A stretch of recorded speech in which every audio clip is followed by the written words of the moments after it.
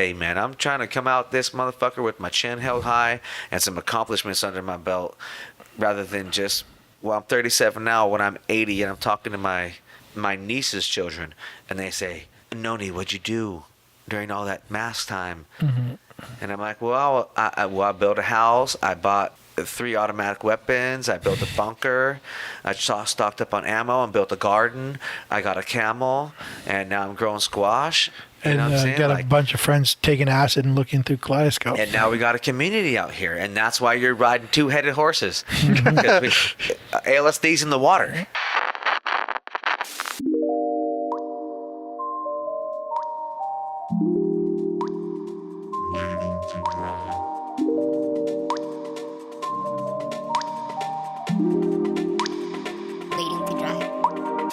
All right, guys, it's another episode of Waiting to Dry. Controversy Kings. Pushing Buttons. I feel like that was still pretty low. Really? Shit. Oh, well, I'll sweeten it up in post. Dude, Okay. Who is that guy? Just a random dude on Fiverr. Some John? DJ. Yeah, he's the every morning voice radio DJ guy. Yeah. Oh, is that what it is? Well, I don't know, but his voice sure damn sounds familiar. He might do a bunch of other Or maybe podcasts just a and radio. generic. It's just generic. Yeah, kind of, yeah. I feel like we pretty could much. all just. Can you make that voice? I have to hear it again. Waiting to Dry. Controversy Kings. Yeah, see, that was better. Waiting to dry. Controversy Kings. That's not bad. Say yours, Sergio. Waiting to dry. Controversy Kings. Yeah. Now you're up. Do it in Spanish, Josh. And waiting to dry. Controversy king. That is not Spanish. I said L. It's just like my mom not too long ago. All she said all day, she just started her sentences with hola. And then at the end of the day, she told me, "Man, I've been speaking Spanish all day today." I was like, "No, you haven't. You just said hola in front of your English sentences. That doesn't mean you spoke Spanish all day." It also, by the way you told that story, it sounded like she was exhausted from all the mental. She was. She's like, That's how she acted. "Oh, man, I've been speaking Spanish all day. I'm going to have to go just back to... Take a nap. Yeah, I'm going to have to go back to the King's English. It's too difficult for me." Yeah, not that dirty Spanish language. Well, that voice is Monty Guy, everybody. He's from Bakersfield. No, that voice is Felicia. Yeah. Yeah, welcome. You're our first guest. Right on, man. Oh yeah, well, at least since COVID hit. Right, yeah. Fuck. And everybody's been hiding out. I just feel like everyone's just been doing their own shit. I mean, I haven't seen anyone. I don't think, or at least most people I haven't seen Yeah, since this whole thing kicked off. that's how most people I talk to are. Man, I haven't seen anybody in 5 months. Well, me either. You know, it's weird. I've been like going back to Facebook oddly. Really? Yeah, it's like I'm like, what is everyone up to? Because Instagram is like you floss on that. You know what I mean? You're like, I'm doing dope shit. Like that's what everyone does on there. They don't share like, you know, like I stepped in dog shit today or something like that. Yeah. But Facebook is much more, except for like the politics, which I try to. Yeah, I just had to ignore. stop or whenever the this voting time, whatever they call it, the time of voting Yeah, that's happened. the crap. I just had to stop. You know, even I'll probably follow some of my friends again once they cool off Yeah. all this extremist. You know, one way or the other. I got friends. Very good, very close friends in the Bay, and I got very close friends in Bakersfield, and you can imagine there's some on the extremes of either side. For sure. So I don't want to hear about it. Yeah. I don't know, but weirdly, I feel like Facebook is kind of, or I just deleted everyone that's super political. But for the most part, I feel like everyone in Facebook is like, I think all those people migrated to Instagram because Instagram is now a fucking political nightmare. Yeah. Is it really? Yeah. I just Well, I guess I've never I kind of noticed. felt that, you know, but also everybody's relationship with social media is different. Yeah. You know, yeah, maybe. And I would personally maybe just try to keep it one. I'm like, I'll try to keep this all just my art, not one post about my art and the next post about voting fraud and all. Right. Yeah. I just have some friends that they like. You could tell when they went on a wave because I have like 50 stories. You know what I mean? Like there's on their stories, it's like a bunch of little dots. Yeah. And the first one's like super political. I'm like, holy fuck, this person. I don't know what they did for like the last hour, but they went in. Yeah, they went on a search for all those memes. Yeah, they did. None of that shit is original either. No. It's just it's just people I see with those long stories one after the other. Mm-hmm. I'm like, bro, what's your point? Yeah. It's all stuff somebody else made. I know. Some of it's funny, but not only that, but like I've had people try to explain things to me, and I've told them like, if you learned it from a meme, I don't want to hear about it. And then they'll like dead stop in their tracks of what they're gonna say because people like they think like memes are somehow like God's it's like a honest Cliff truth Notes of for news. yeah. Right. Yeah. It's news for dummies. But enough politics. Fuck that shit. Hey, it's That's a been great kind of line, fun though. being out in Arizona talking to those guys about their politics because they're just so funny. You know, like one guy, what was he doing? He delivered the shipping containers to the property, and when he was out there, this was only like a week ago. And Yeah, he's I saw that on your stories. He's like, oh, I ain't too worried. It's a Trump landslide. I was like, is it? Like, what? Wait, really? Like so confident? He goes, yeah, they're just gonna sort it out. You know, it ain't no big deal. It's a complete and utter landslide. I was like, I don't think you could say that it's a landslide. I was so confused by this guy. The karate apocalypse. That's what they call COVID there. Yeah, the day of the election, I remember. So go back 4 years. I remember watching the election. I remember seeing like liberal news media and their faces. You can see like this like look on their face, like holy fuck, we were sure we were gonna win this one. And then this year I tuned into like a conservative news channel to see how it was or how they looked. Same exact look. They were like holding hope. They were like, well, I think we still won. Yeah. Just like 4 years ago, I was like, holy shit, it's like this weird bubble everyone lives in where they didn't realize that the opposite was an option. It doesn't feel good. That's for sure. But hey, it's gonna be exciting, I guess. yeah. At the very least. Hopefully not. Hopefully it gets boring. Yeah. I want it to be boring at this point. Yeah, I know. I was like, cool. I wanted to get interesting outside of politics. Like last week, we talked about how these scientists they've been experimenting with monkey brains, and they've been using human genetics to make monkey brains twice the size. And I'm inside is still a regular monkey head. well, they haven't implanted it into a monkey head yet. A larger monkey head. A monkey. They've just been playing with growing monkey brains. I think is how it seemed, at least. And then where are they getting the monkey body? I don't know. It's just a monkey body with no brain? No, I think it's just. I don't fucking know. Good question. You have to ask them. I mean, I'm interested. I read the article, but they didn't have those answers. But I was like, last week I was like, yeah, let's fucking mix things up a bit. Like, let's find excitement outside of like all this politics shit. Like, I want to see the world get weird in like cool ways. I want to fight a monkey. How do you feel about eating it, monkey? Eating? Yeah. I don't know. I mean, maybe, but I don't know. I mean, I've never been given A the lot of option. people do. Yeah. I mean, not here, but Yeah. it's pretty common people eat bush meat. Yeah. I mean, I'm not gonna knock it. Some people, they have tried it, and they Yeah. said it was amazing. Maybe. Like this UFC fighter, he went and drilled wells in the Congo, and then they got so happy for him, they gave him a big feast, and he said he ate about 6 monkeys. Oh, what's his name? Tim. Oh yeah. What's was his it? name? You Yeah. probably know him from hearing this fool talk about his Yeah. Congo escapades. Yeah. But yeah, I mean, I've Tongans eat horse, so I've had horse before. You know, You did? Yeah, like a bunch of times Where? here in America. Oh shit! You better keep that a secret. I don't think we're supposed to eat horse meat here. No, we're not. Well, that's all right. It's some underground Tongan shit I didn't know about. The Tongans will have caught felonies for that shit. For killing. Really? Yeah. Damn, Americans must love the horse. Yeah. They do, but that's culturally. I don't know why the fuck Tonga. I don't even understand if there's even horses on the island. To be honest, there has Probably to be. not by now. Have you seen the size of Tongans? And apparently, if they like to eat horse, it's probably very few of them. He's got to keep a couple alive. But yeah. Well, horses don't look appetizing, to be honest.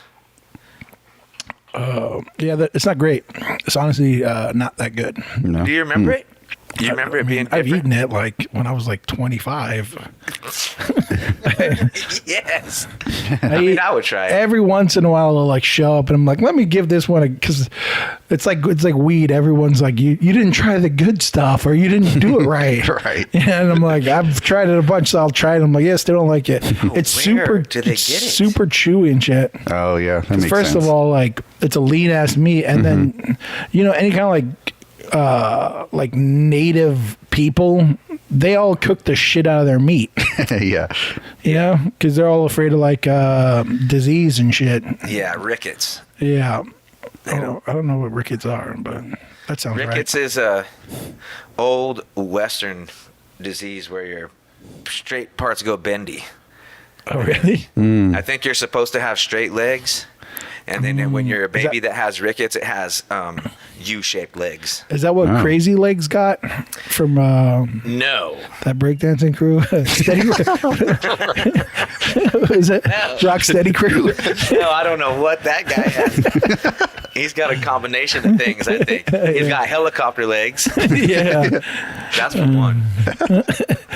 Oh, fuck. Well, shit. I mean, we haven't seen each other for about, over a year for me, I think. Really? Wow. Yeah. Yeah. And I saw Sergio at the last Modern Eden show. I don't know if they still are having shows, but I don't think so. I think Yeah, I'm actually working. Well, they're not doing It's by a appointment. reception for it, but I'm actually working on painting for that right now. So Go ahead. Throw a plug, Sergio. Sergio Fine Art. Yeah. yeah, Sergio Lopez fighter. For the Amanda Lynn show. Yeah. Right So doing a painting of Vanessa, who you met. Thanks a lot, Amanda, for inviting me into the show. Did you get invited? No. Well, Not me. I wouldn't have done Well, it was through Modern Eden, like the Oh, go ahead, gallery. owner, Sergio. so. Okay. Go ahead. Soften the blow. I just hung out with him. Actually, I hung out with Amanda recently. Did you? I guess she was the last art person I hung out with outside of Sergio. That's good. Well, she's a good one to hang out with. Yeah, I get pretty drunk. Lucky. Getting drunk with Amanda? Nice. You've been drunk with Amanda before. Those were the days. The good old days. I don't know who the fuck hangs out with each other anymore. Well, me personally, I see more cows than people. At least during this COVID. Nice. An actual delicious meat, unlike monkey, I assume. The cows in Arizona are pretty scrawny, man. They're not. Not happy cows. They look happy and they're pretty, but they have hardly no meat on them What are they for? at all. To be honest, I do not know. I don't know. There's a bunch of them wandering around the ranch because Arizona's an open range state, so they don't have to be Oh, really? fenced in. Huh. I like how I'm like, what are they for? Is it they just can't exist? Dude, I don't know. Yeah. I think. I don't know, but they can't hardly be for meat because there's none on them. Maybe they were like working cows or something. They pull wagons or some shit. Maybe. Yeah, that'd be kind of cool. I've been looking into. I found a place I could get a 2-hump camel, $4,500, already ready to be leaded by hand or rode. What the Yeah, fuck? already. Yep, not very far from where the property is. What for? Why did they teach him how to be riding? Oh no, I'm saying, why would you want a camel? Yeah. Oh, are you kidding me? Really, bro? Okay, well, I felt like that was going to be the answer to that question. My dumpsters are about 6 miles from the property of kind of some gravel road. I'm gonna make a little wagon and then ride the camel to take out the garbage. When all these other old timers out there got Polarises and Can-Ams and all these cool new things because they have old people retired money, and I could get 2 camels for the cost of 1 Polaris. I can have a fucking little wagon with leaded by 2 camels. Dude, you gotta get like the fucking like. Yeah, I didn't play that. You gotta get that like Egyptian garb. Yeah. You know what I mean? That's true. You grow out a long ass beard, have a long ass cane. A huge sword. Yeah, huge sword. One of those like Aladdin type Exactly. sword. Yeah. It's like 2 feet wide at the end. Yeah. Well, half the fun about being out there is kind of having all these fresh ideas, blowing these old hillbillies' minds, because they think me and Matt are already, they heard, oh, we got two guys from the Bay Area who are both painters moving out here. Right. Yeah. And they have a whole bunch of assumptions already. Yeah. Right. And I only love making them worse because they all talk. Yeah. And then, I mean, this summer it was blazing hot. So this old man came by the property one day to say hi, and I'm just working out there, and I had a button-down shirt, unbuttoned, a cowboy hat, boxers on, and flip-flops. And I was outside running a skill saw, and this guy came just cruising up in his truck, and he's like, hey, I'm not interrupting you. I'm like, nope. This is just how I'm dressed today. What's going on, old man? Fuck yeah. How kindly do you think that they would take to you dressing like a Middle Eastern, like traditional camel? Not good. Yeah. Not good. That's a good point. They would not take kindly to it, I don't think, for the most part. Just call yourself Moses, right? That falls under the Yeah, right. umbrella of Biblical. the right religion. Mm-hmm. I might be able to get away with it out there. They like me. Just make all the pattern American flag, and they'll be like, "Fuck yeah!"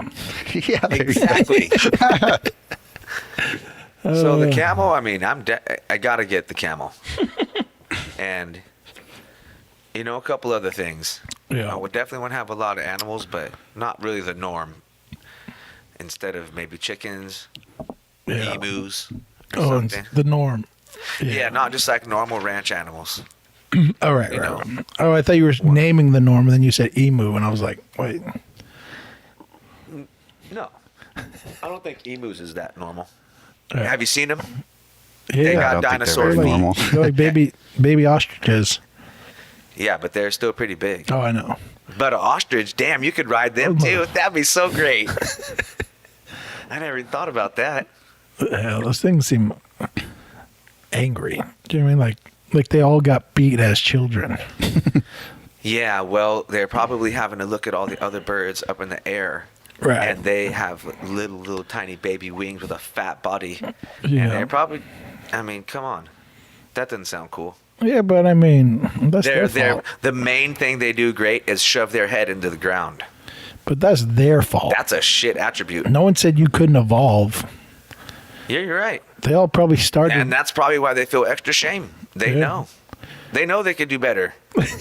Look at those big weepy eyes. Every time you see an ostrich, he looks Single tear down its face. exactly. He looks very self-aware and ashamed at the same It's time. weird. It's weird seeing a bird with eyelashes. Yeah. I was going to say, they have beautiful eyelashes. Huh? Ah, fuck that. Sergio, Fuck. so I noticed both of you guys been painting quite a bit during For our sure. downtime here, yeah, why not? or I mean our collective global downtime. Yeah. What else are you going to do? Yeah. You haven't been painting. No, haven't. Do you have any ideas in like the noggin that you want to attack, or are you just? Not really, man. I think a big part of it. I just have had my creative, my creative checklist going on with some other adventures, and I haven't been needing to paint so much. And I just don't have nothing to say. I think I want my paintings to always kind of say something, some kind of commentary. And I just don't really have nothing to say, to be honest, with my art right now. So I'm not really feeling like painting anything. There's a lot of stuff going on, and I feel I don't really have any useful commentary on any of it. Yeah, well, I don't know how much is going on. I feel like there's more like everyone has commentary on everything. It's more like Well, yeah, there's no shortage of it. Yeah. To go look for anybody's opinion yeah, on elections or COVID or whatever. yeah, Whatever thing is in the news, everybody's at a heightened state of knowing everything. yeah. That's the biggest problem. Motherfuckers just there was a comedian that said some shit about like, I think he's like, oh, parties when you're 30 are the worst. Do you remember? Who said that? He said parties when you're in your 30s are the worst. He's like, because you go to a party. Probably like, Carlos Mencia. No one likes him. So. His point was like, he's like, the problem when you're 30 and you go to a party is everyone wants to tell you everything they know all at once. And I was like, fuck, that ain't wrong. Like when you're in your 20s, you're like, let's get fucking drunk and have a good time. When you're 30, everyone's like, I need to tell you everything I know and believe. And you're like, God damn, can we just chill? Yeah. Have you heard a joke? Can you say something funny? Yeah, that's the thing too. I don't think nobody has any sort of room for humor. At least the people I've been around, it's like they take everything so seriously. Yeah. So if I did any painting, half people are probably going to like it. Half people are probably going to be pissed off about it. Yeah, I know. I was talking to someone recently, and like I'm not a fan of Donald Trump, right? But I was talking to them, and I was like, wah, wah, wah. and I was like, Sergio, where are you with your Waiting to dry. Controversy Kings. but I was telling them like, oh, like he's hilarious though. Absolutely. And they were like, how is he funny? I was like, every time he talks, It's funny. It's hilarious. It's also horrifying sometimes, but it's hilarious. Like it's crazy Fully that agree. it's like, did you watch Idiocracy? Did you think that president was hilarious? Like it's the same shit. It's just you. Yeah. And I was talking about this with my mom around the election day. I said, well, I don't care who wins. I just want the funnier person to win. Because at this point, it's all I'm getting out of it is whatever speech is the funniest. And Trump's been holding the crown for that because this will roast everybody. So I think the best thing that can happen now is, well, Biden gets to go on with his massive team of people to keep him awake, and then they are going to go do government stuff. But then that frees up Trump just to go back to TV and be a roast master. Maybe he'll make roast again, and then he'll just roast all the current politicians. So I'm hoping 2021 is going to have some good humor content come out of it. Trump's free. He's free agent. That's like, did you watch the Dave Chappelle? His SNL open where he was, Absolutely. where he was like that shit was funny. Yeah. He was like, but that's my job. He goes, you racist, hilarious son of a bitch. Yeah. You're not supposed to say that. I'm supposed to say that. Yeah. God, somehow Dave Chappelle's become like the perfect voice for this time. I remember when all this when the chaos really started kicking up this year. I remember thinking like, fuck, we need like a leader. Like there's no leadership going on. And then all of a sudden, out of the fucking dust comes Dave Chappelle, and you're like, maybe that's what we need right now. Yeah, I can the always perfect fucking voice. take Dave Chappelle. Yeah. And it's also bittersweet that Netflix put all his shows on. Yeah, I was gonna ask and you guys then about that. Right It's away, on my took them all off. Yeah, what are you guys' opinion on it? Do you hear about that? Just through his monologue there. Yeah, where he was like, I was curious what you guys thought about that, because me personally, like, there's always this weird, like, I am biased towards the artist, right? Sure. Like, I'm almost always on their side. I'm like, yeah, if you created that shit, that's your shit. Yeah. Like, you should have a say in how it's done. Mm-hmm. But there is an interesting aspect to that where it's like, but business is business at the end of the day. Like, he signed a contract pretty much giving his art away To Comedy Central. Yeah. And there's this weird, complicated like thing where it's like, I'll always back the artist. So if he's like, don't watch this shit on this thing, I'm like, all right, fuck it. I'll support you in that. But at the same time, I'm like, but also read your contracts. I mean, I learned that very early on when I was at my first art show that gave me a contract. I was like, I need to like read this shit and make sure I understand what the fuck's going on, and ask questions if I have them. I think it's fine that if he wasn't getting paid, he could take them off. Yeah. But he doesn't own them. They didn't have to actually do that. They just did it because they wanted to continue working with him. Yeah, but that's called leverage. But also not for me siding with the artist is just siding with the one person, I'd rather him sell all his stuff to Comedy Central, a big entity, and then steal them all back. That'd be best case scenario. Such And a then I'm rooting answer. for the one guy. He's got to win over the corporation. Yeah, I So mean, do it again. Resell it to him. yeah. And in my opinion, too, like Dave Chappelle, he's one of those people that I watch and like, if you pay attention to how he moves, he's such a fucking genius with He's a boss. how he understands.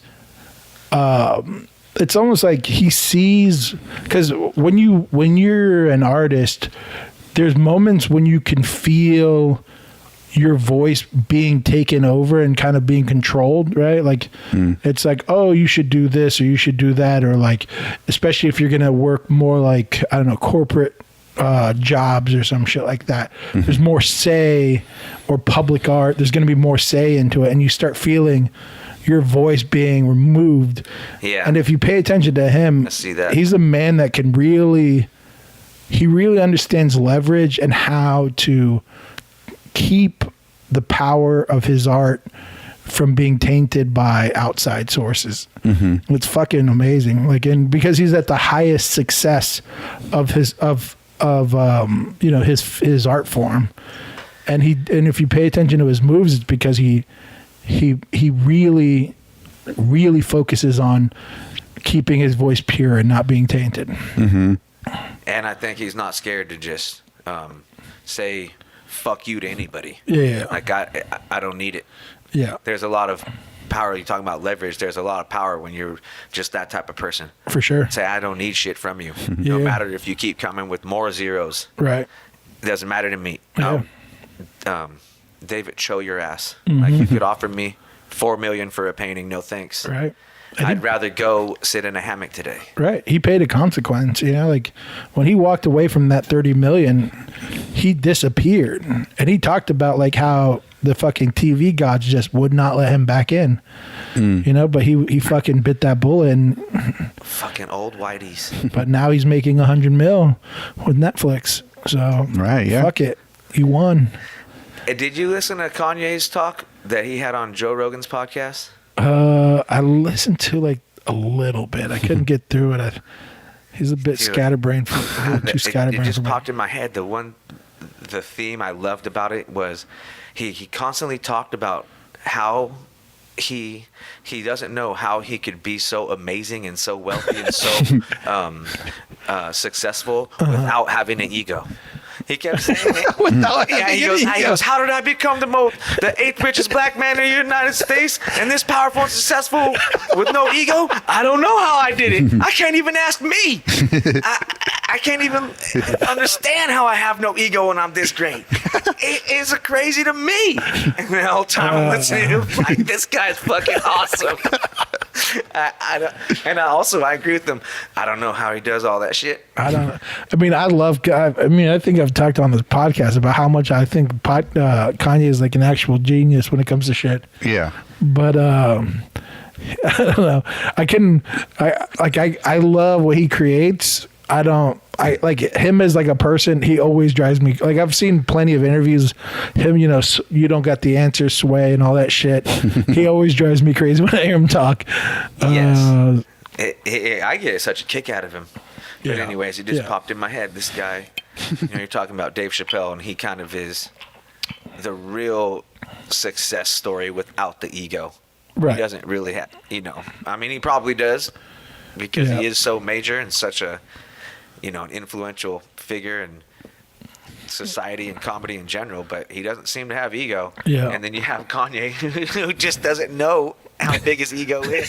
He's like, it's so big, I don't even know if it's here anymore. I can't even see it. It's all around me. Yeah. I remember I heard Dave Chappelle once say, he said like, I think it was something like, an artist's biggest problem is that they have too much empathy. And I remember thinking like, that doesn't make any sense. That's a good thing.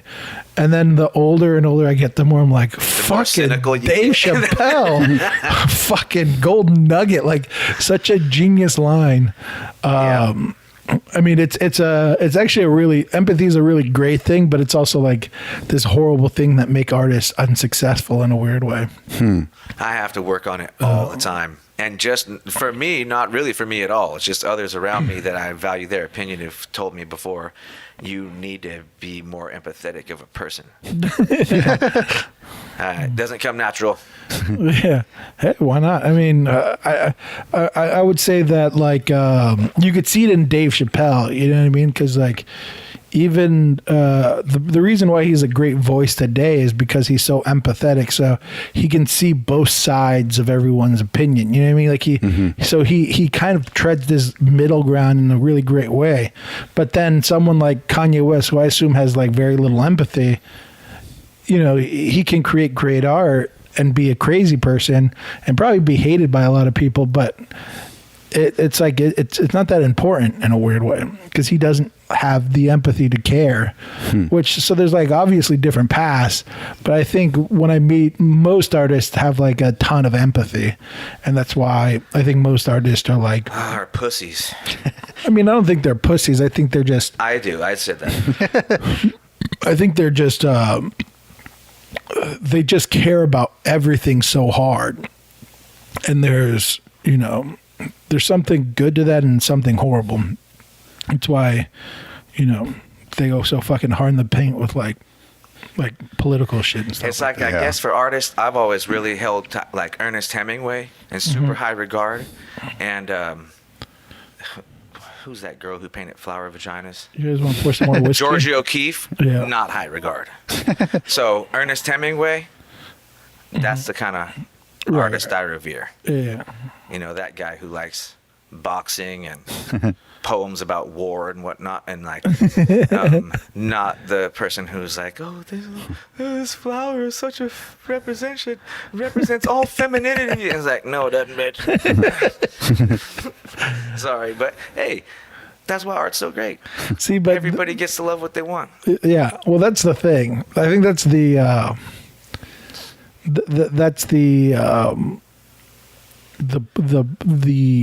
don't know, the problem with empathy in general is like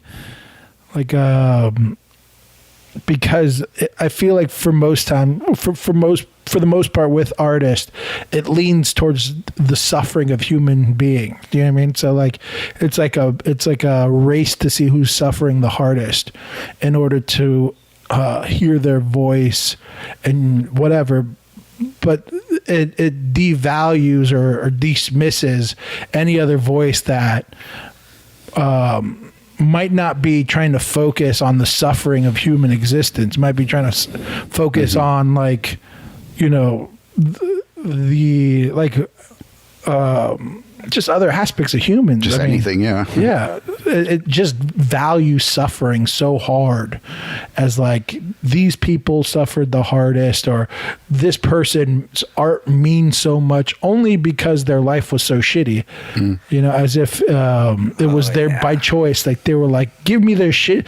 I want to raise my hand. You give me the shittiest life so that my art can somehow be valuable. Like Townes Van Zandt, those kind of guys that had to be degenerate junkies in order to write good songs.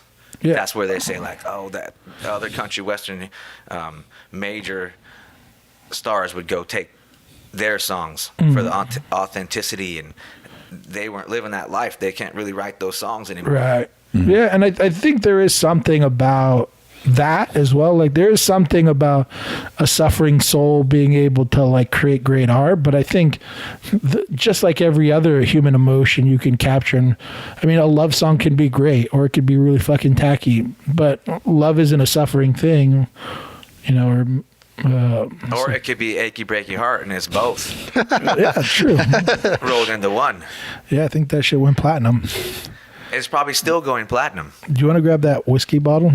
Yes. I like to picture Michelangelo like he talked to people like Shaft. He wasn't like all empathetic and soft, and he chiseled his little his sculptures were human pain and suffering. He walked in and he's like, "Sup, bitch? Where's my chisel? I ain't got time for this shit." Right. Yep. It's like the rapper ego. Do you know what I mean? Like people talk about like I just talked about this, how like rappers are the ones that are like, they're not afraid to be like, I'm the shit, I'm fucking dope. Even they might even have a song where they're like, I struggled, but the majority of rap is about the success from the struggle, not That's necessarily focusing on the struggle. It might be there, but it's like, we're talking about, we made this shit, like we made it. And so, and people, I mean, that's one of the art forms that people fucking love.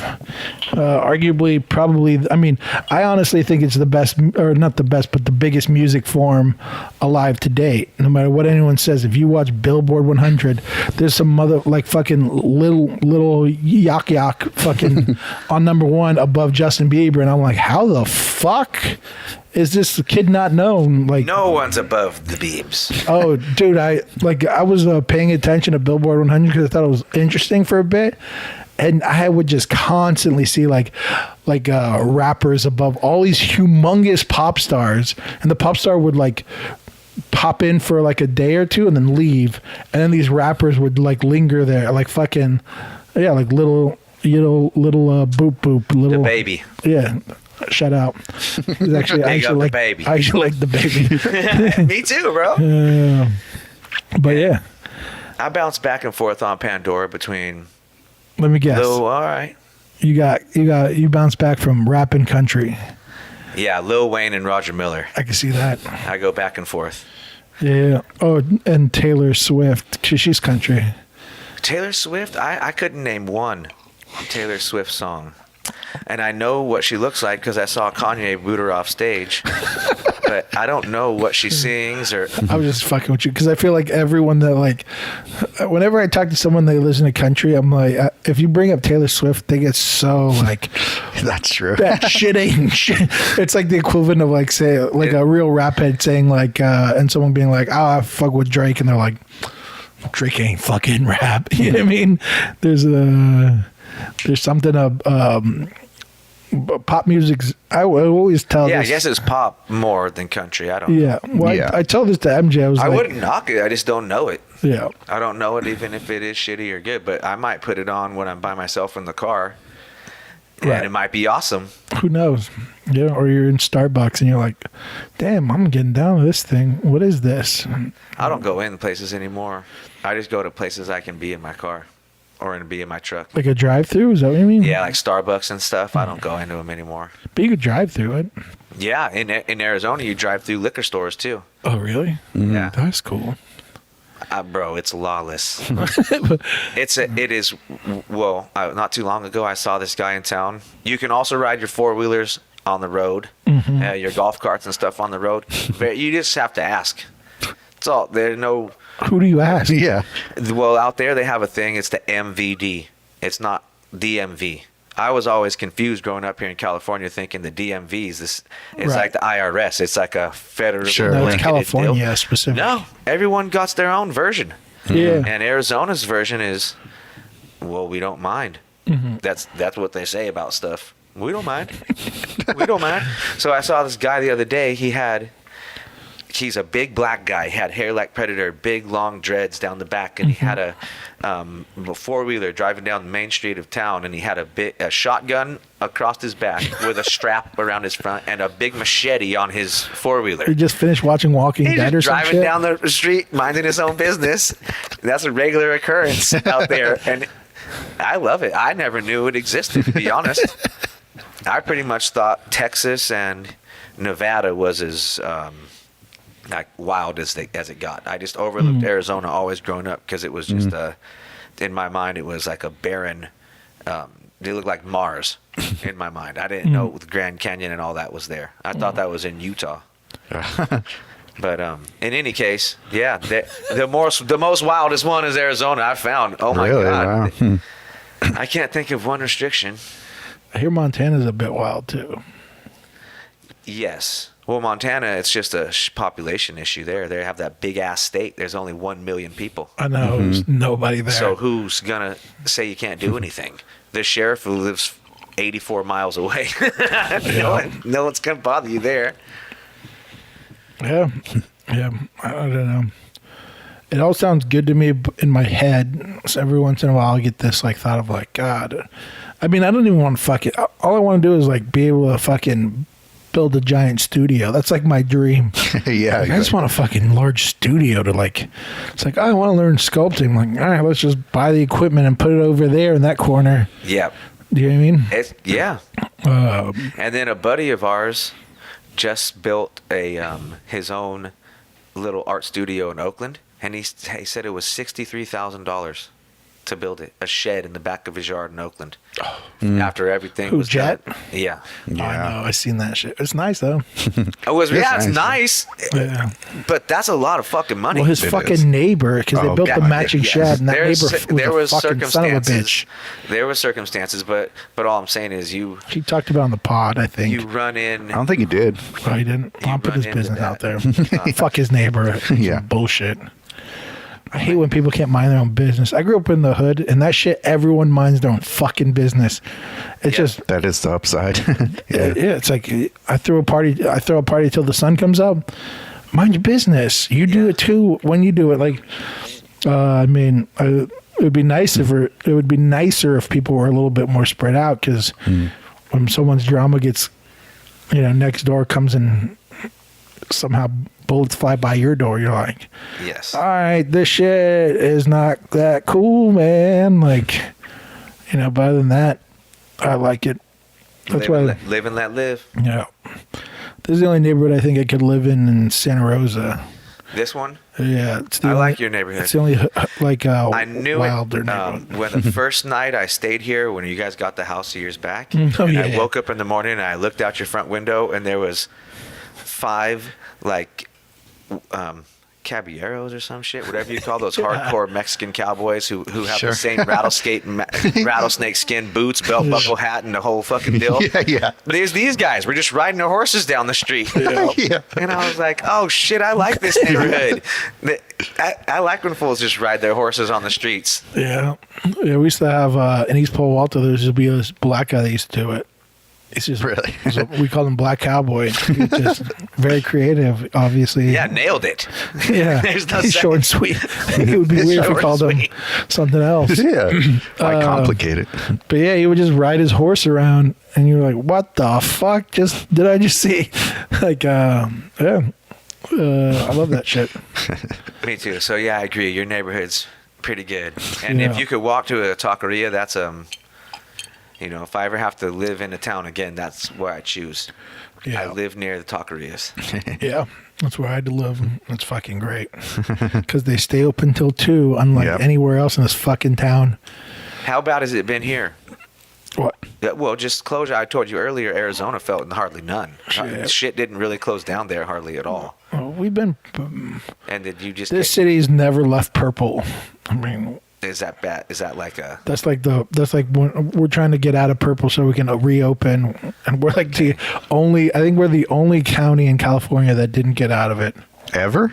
Ever. Wow. So when everyone's like, "Oh, we got to shut back down," we're all back in purple. Sonoma County was like, well, "Yeah, that's what Been we've here. been. Yeah. We've been that way the whole time." We only truly shut down for a couple of weeks, and then things just kind of slowly, to varying degrees of things being open or not. Yeah, and if you went to Home Depot at that point, you knew motherfuckers just like you just were like these crowds. Yeah. Everyone was fixing their house at that point. Right. Yeah. That's the fucking shitty part of California. Everyone fucking works so hard that like we needed a fucking pandemic shutdown for people to be like, finally, I can do that thing around my house that I've been needing to do for like 3 years. Yeah. That's the thing. When I've only had really one job in my life, and it didn't last that long. Prostitute. No, that is a Hobby. No, that's a lifelong hobby. And technically, it's not a prostitute if you don't ever charge. Like what my mom just told me last night, it's just called a hoe. Apparently, Lost I'm a guy. Hoe. Lost a couple syllables there. And I don't think people will be upset at me about saying that about myself. Hey, Well, if they are, they're slut shaming. Yeah, don't slut shame. Yeah, what the fuck? Exactly. But what you were saying something I know. about what your mom told you. Oh wait, no, you finished that part. One job. There we go. You've only had one job. During having the job, You know, you can't we can't do anything else because you get to the job before shit opens, and then when you leave, stuff's closed. So if you have to go run a bank errand or you got to go get new sneakers or anything like that, you get better wait until your day off. Mm-hmm. Well, right away I thought, what kind of way to live is this? Yeah, it's pretty shitty. I don't know how people do it. You gotta I pay those really, bills. really don't. Well, I know that's what I always hear, but I guess I would just rather have my time free and my quality of life higher and my money lower, rather than have no time and all the money. Mm-hmm. Yeah, motherfuckers are broke though, and still. But around here, people got fucking. I devote all their time, and they still don't have the money. Yeah, Yeah, it's true.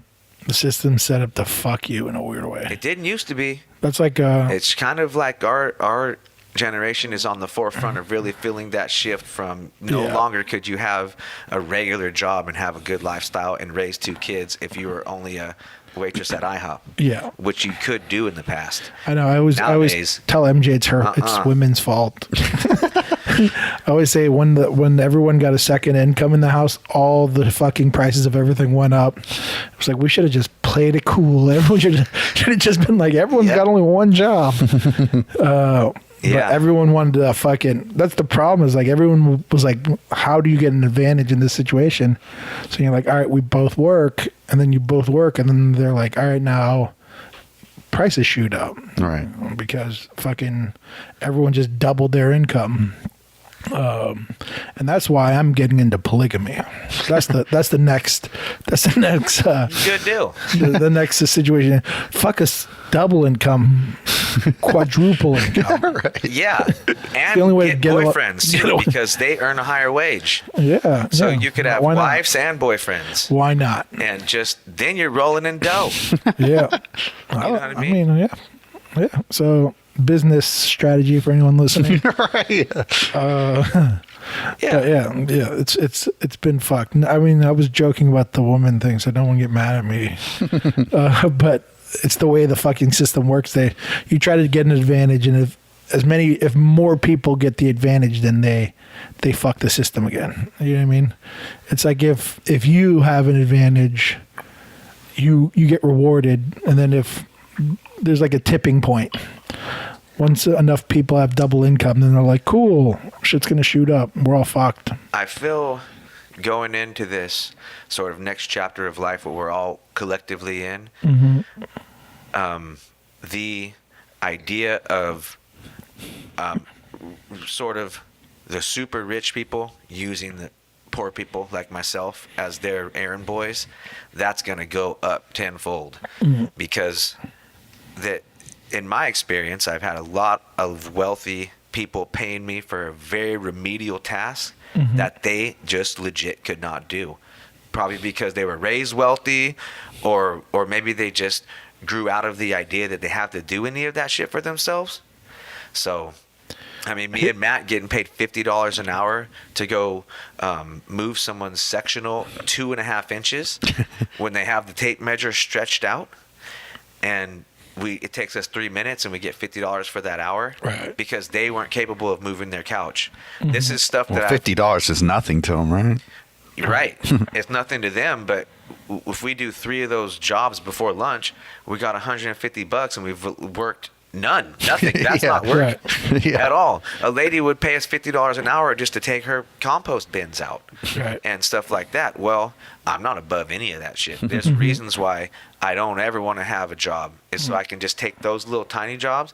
I'll maybe take a job and I'll make a good wage, maybe $5,000 in a week, and then I won't work for the next 8 weeks. You know, I'd much rather work that kind of lifestyle Right, for sure. every single day. Little tiny fucking getting money a little bit at a time. Shit don't work for me. So going into the future, I think it's going to even be better for me because I don't give a shit about doing tasks for rich people. And it's only going to become worse, I feel, because rich people are going to get a lot more rich and poor people are going to get a lot more poor. And it's going to be a thing where people are going to be like, hey, we don't want to do this. We don't want to wash our car, but we'll give you $150 to do it. I have a different Perfect. theory.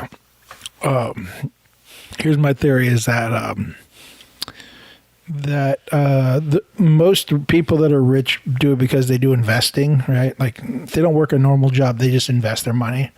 And I have this theory that like everyone should be figuring out the stock market right now, because what's going to happen is that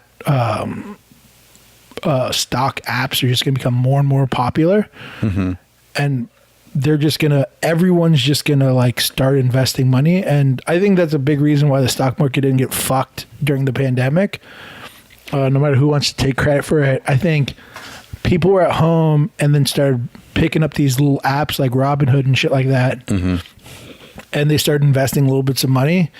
And where it used to be like 1% of people would invest money or whatever, now it's like everyone's doing it a little bit, and stocks are just starting to rise. And I'm like, this shit is gonna like go crazy. In like 10 years, the stocks are gonna be fucking bananas, because everyone's going to be buying and selling stock at a normal thing they do on their phone every day. And because of that, people are gonna get really wealthy, because that's how you build wealth in this fucking country. Have you messed around with any of those apps? A little bit. But yeah, I think because, and so there's going to be this weird thing where like, there's going to be a distribution of like this knowledge of buying and selling of stock. And it's going to be common knowledge, like people on Instagram or some shit. And then because it's not going to be all a these small, people with only investing little tiny bits of money, they're not going to make very much money. That's not really but how the stock if you market works. it's the leverage, it's the investment now, because the numbers are just going to continue to grow. If you invest now and you can buy partial stocks, it's only because you can do that. You can push. It's just going to push prices up and up and up, because where it used to be a small percentage of people, now it's everyone. There's no way it doesn't keep moving up. So it's it'll like this move weird, up, but the returns for those people, it's going to be pretty low. The later you get in. Yeah, I mean, that's what I'm saying. It now. That's my theory for now. There's going to be. It works if you got money to invest that you don't need, right, and you're not going to look at it for 25 years. And not you necessarily. can drop money into a stock. I mean, if you got a lot of money, you could drop money into a really good stock that's going to pay you a dividend, so you could get a little bit of portion of that money each year. But other than that, if you only have a little bit of money, you're not going to get dividend payments, and your fucking stock's not going to make you rich. Believe me, that shit's going to creep. If the numbers overwhelmingly start joining in my opinion, that's when shit's going to get really weird. You know what I mean? Bro, we are headed for very weird times. My theory is like there's going to be a lot of people that are playing around with these like stock apps right now. Super weird. That are going to make chunks of money in I like hope so. 5 years. I hope people continue to be able to be making some money, because I see it as being bleak. I don't share the same optimism as you. And I'm also thinking it's going to be fucking wild when people are now like, "Oh God, are we going to get over this now?" No, we're barely touching our big toe in the deep end of a pool. What'd you call me last week? Something like optimistic nihilist. Yeah, that's what I am. Okay, I can dig it. I'm like, I think the world's gonna end. You're a happy cynic. So I'm like, let's make it weird as much as we can, and like, bro, it's gonna get weird. And paying attention to like strategy is like one of those things where you can like at least enjoy it till it all gets really dark. So I only predict darkness in the future, but in a weird way, I'm like, there's ways, if you pay attention, there's ways around the shit. Do you know what I mean? So I hope. There's a Bukowski poem I did a bunch of work off of, like around, and there's like a quote in there that's something like it's about like it's almost like a prison break in like the way it's written, but it's about like how you can cheat life. Like you're never gonna like not die, but you can beat it in a weird way if you pay attention. I had a very respected judge tell me when I was a kid, you gotta work the system before the system works you. And that kind of sentiment always rings true with me. Maybe it's a little bit like that too. You gotta fucking like work life before it works you. Yeah, I mean, I worked this job here in Santa Rosa for almost 7 years, and the whole time I hated it. And I remember everyone working there, they all were so content with just working the job till they were able to retire. And I used to think that was the craziest shit. I was like, what the fuck do you think you're going to do when you retire? Yeah. Like, you're going to be an old fuck not doing shit. Yeah, it's very backwards. Yeah, and it's like... It's almost like I would rather not work Right. through my 20s and 30s while my legs are young and I can be active, and then I will fucking work when I'm 60 because my legs will be tired and I can just sit fuck and that. do boring computer shit by then. Don't even work then. I mean, I won't have to work by then. Like, I mean, even before we started the podcast, you were like, why are you working so hard? I'm like, Yeah. but there's a part of me that's like, I really enjoy this shit. You know what I mean? Like, this work, even though I'm busy as fuck and I don't have time to do other shit, it's like, Right. It's only because I like doing this more than anything else I would have, the option to do. It's like I was telling you, I was like, oh, I plan on making these benches, but it's like, but I want to make the paintings more than I want to make the bench, and I want to do this and that more than I want to make. Yeah, you've always really, really, well, the both of you, I think, you're really, you're like sort of passionately all in with your art. Yeah. And I think that's why you guys are just keep on striving along. And like, I'm doing my art for money, and I don't see nobody's going to buy art right now. Right. But then again, I got friends that are doing the best they've ever done. And it's just my own outlook on it. I'm not having a good positive view on it. Say, oh, Right. well, I'm going to go out and just create more work and keep in contact with people, as my outlook is. I don't want Right. to fucking take part in all this shit that's going on. So I'd rather just be by myself in the middle of nowhere, working on a little house, Right. doing a little bit of shooting guns and hunting here and there, and just hanging out on my own, rather than Well, in this melting pot of shit going on right now that I don't want to be in. yeah, and I think you creating this what's the ranch called again? Sucker Free Ranch. Sucker Free Ranch. Yeah. You creating this Sucker Free Ranch is like, And Matt. yeah, there's something very like you see the end goal. Do you know what I mean? Like, there's Yeah, I see none of my friends ever getting out of debt or being able to buy homes. Right. So I'm gonna have to build this a big ass commune now.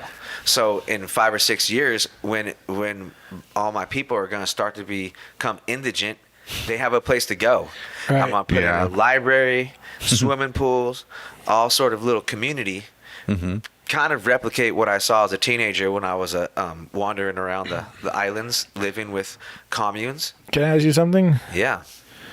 Are you gonna have a cult? No, I mean, I'm out. Just the sex cult. I'm out. part. The rest of it he could take. I think I don't really know what it means. Actually, You have to wear. It seems You just negative. have to wear white, a white Nah. moo. You just can't be a sucker bitch. That's it. That's the only rule. Other than that, you just do what you want. I'm hoping in the future that there's people out there that I don't even see, friends Right. of mine that I don't see for a month maybe, and I'm like, oh fuck, you've been out here, what have you been doing? And they're like, hey man, I was at the library a couple days, I went to Conscious Camp where the Geodome was and just did acid and looked at kaleidoscopes for 2 days, like, and then they're gonna come out because they want some food or something. You better watch out though, because I watched that. There was like a fucking. The Nexium thing or what? Was it the thing with goddamn yoga? Not yoga, but it was like Hindu or some shit. It's like, Oh, the hot yoga guy? no, not the hot yoga documentary. There was another one about like a group of like Hindu Okay. people who. Oh yeah, what's forget that what the called? fuck they- Up in Oregon, right? I think so. Oh yeah, okay. And they made a Yeah. spoof off it as well. Well, the But- town people fucking Yeah, hated yes, it. yeah. And they like went to war. Exactly. And there was some dark shit that happened. Yeah. Well, no, nothing like that. But when you talked, I don't know how open Arizona is to acid and kaleidoscopes. fairly open to it. You think so? Yeah, because most of the state is still a reservation territory. It can't. There's a lot of native people still in Arizona, and I think they It did go blue this year. That's true. are down for that. It's probably No, that doesn't have to do with the natives so much. no, but I know.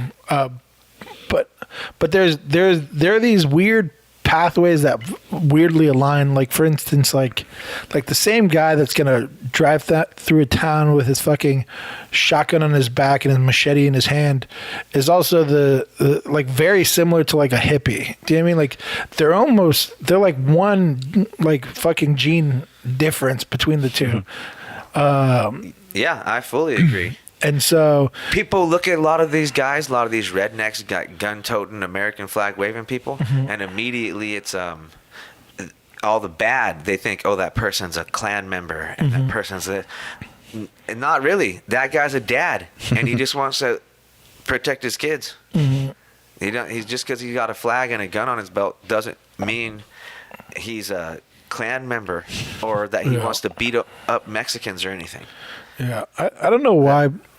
I mean, this is a little off topic, but I don't know why. But I almost always hate flags. Just in general, the Which concept ones? All of them? Almost all of them. The weird one I have a love for is the Tongan flag, and of course. Shocker. it's only because I'm racist.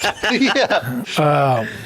But no, I mean, I like even like the rainbow flag being like LGBT and all that shit. Like That was pretty weak. like all of those flags. They just took all the colors. They didn't do no editing, no graphic design work, nothing. That was a pretty. But there's lazy something choice. weird about like Some color flags. theory, guys. Flags and like the attachment to like an ideology that I like.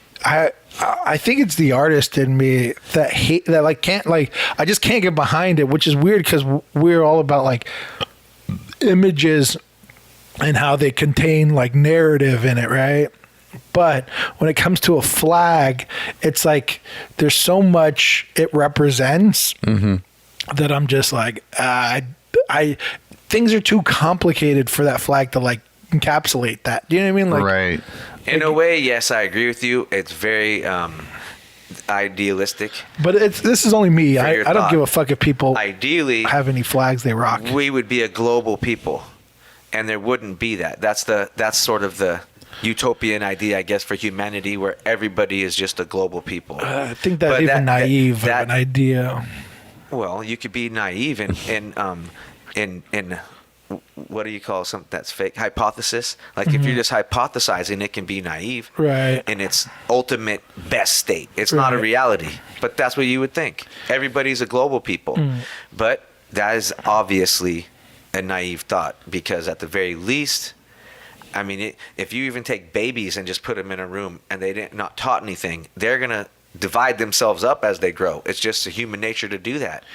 Humans love to fight and humans love to be segregated. It's just how it is. Animals are the same way. We're no different. Right. So at the very least, we're going to be sectioned off by countries. But there's just I was born here and this is my country. it's not even a country and I'm thing. proud of it. It's a nature thing. You know what I mean? It's like that. Like it's like when you, for instance, when I went to Australia, right? They were like, "Oh, there goes the gray squirrel. That's the American squirrel. Those motherfuckers killed all our squirrels." It's like that's a nature thing. Do you know what I mean? Like, I mean, in the squirrel world, they're colonists or whatever. But there's something about not human nature, but just nature in general that is dog eat dog. You know, Sure. there's goodness to it, but there's also a darkness that is just true. It's not fucking like make believe. It's not something you can mitigate it as much as you can, but there is. Have you ever heard that story? What's it like Amelie's Children or some shit? I forget the fuck it's called. It's like this short story, but it's about this utopia, right? And then in the utopia, the children in that utopia, I think it's the children in that utopia, they find out that there is this kid who's locked away who holds the burden of the entire town on his shoulder. So he feels all this pain and they treat him horribly, but it's his existence is the only reason why this utopia can exist. And so they dump it all on him? Yeah, so it falls all on this kid, which is like this horrible thing, but then these kids discover that, and so they have to leave this utopia because they can't comprehend that suffering being burdened on the one person. But then if you think about like, you know, the equivalent of that being like the iPhone, right? Like we all know that the iPhone has all this darkness attached to it. Yes. Yet we all have a fucking iPhone in our pocket, except for Sergio's Android ass. Yeah, but there's a difference between having an iPhone in your pocket and knowing that it's made with stolen precious metals that probably caused a bunch of destruction far away. Right. And knowing it and just saying, fuck it, is what the world is. Or to have it in your pocket and to be the most woke person in Oakland. But it doesn't, and to wear, none of that, I mean. And to say like, to always down talk other people and the same time you're wearing Nikes and you got an iPhone in your pocket. Right. You also need to shut your fucking mouth just like everyone else. Well, humans are hypocrites. I mean, that's just what we are in general. I mean, we lack the ability to see the hypocrisy in each other. So I think at the very least, Or in ourselves, I mean, not in each other. the ideal fucking open border world, can't have that. No. Sorry to say. People No. don't like to hear real things. People like to think Well, the idea- fun, puffy cloud, cotton candy life, but reality ain't that. Facts. You gotta think what's here Well, and deal with what's here. I think people have to like walk themselves through why these things exist, because, and I mean, this goes super deeper than that. I mean, I think there's a flaw in the, like, for instance, the idea behind like America, right? Let's say, and why this border exists is because we fall within this world where we have a culture, an ideology, and these laws that back that up. And the people that live in it have to subscribe to all these things. Obviously, the culture is you can kind of do whatever the fuck you want. There's a level of freedom as long as you stay within these rules, right? My issue is always like, if people are willing to follow these rules, then in my opinion, I should welcome them with open arms. That's my opinion. If you're willing to like, become a part of this culture, I'm perfectly fine with it. Yeah. And this means That makes sense. And that's where I think a lot of that's where I get lost with a lot of like on the right side. There's a lot of conversation about they're stealing our jobs or whatever. And in my opinion, I don't give a fuck about that argument, because it's like, I don't care. Like that's not what that fucking border means to me. The border means you come here with the idea that you can pursue things as long as you follow the laws that we've written, which are, and it's all backed by, like the idea of like pursuing happiness being like one of those first few things. That's the culture. When you read those like first sentences of the Constitution, that's the culture, and then the laws back it up. Do you know what I mean? And so, and I get mad at all that shit. I'm like, I don't give a fuck about like you crying about a job. I mean, Yeah, even my ridiculous. fucking cousin, like his fucking ass. I mean, he's not. It's pretty hard to steal a job. Yeah, but it's also like no, who steals jobs? Like, if you want a job bad enough, you can go do it. you can get. I know. I mean, Like, my cousin, who's like, that's such a weird thought. he's always like, oh, I'm trying to get a job. I'm like, I can get you a job this week. Like, no joke. There's a difference between people saying, I'm trying to get a job, and what they really mean is like, well, I'm waiting for somebody just to offer me the easiest job I could get for the most money without me doing no effort. Yeah. It's also like, That's not the same. I mean, I told, like, if anyone's looking for a job and listening to this shit in America, go to a goddamn temp agency tomorrow. I mean, Oh yeah, of course. Yeah. you'll get a fucking job at the end of the week. Or just grow weed in your backyard. Or grow weed in Everybody your will buy backyard. weed. Yeah. Everybody. And it's only going to be legal everywhere. But you can get a job So you're tomorrow, lucky. literally. Yeah. I mean, all I see is like we're hiring signs, and especially now. Mm-hmm. And I'm like, if you need a job, you got a fucking job.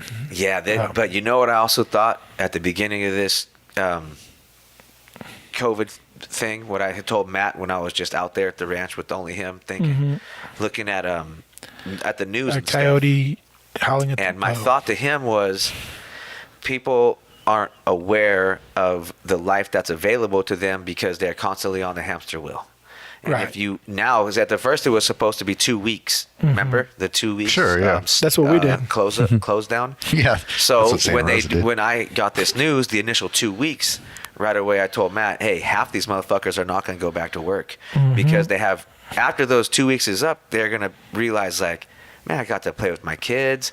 Right. I barbecued twice this week. Like, I'm going to the park today to go play catch with my son. And 100%. Me and my wife are actually hanging out during the day instead of just kissing each other right before we go to sleep. Right. And then it's going to be like, well, what was I doing for the Right. past 15 years? That's how I The was. fuck am I doing 100 oil changes a day when I could cut that shit in half and spend the other half of the time with my family? Right. And I thought, man, this is going to be a wake-up call for a lot of people, and half these people aren't going to go back to work. 100%.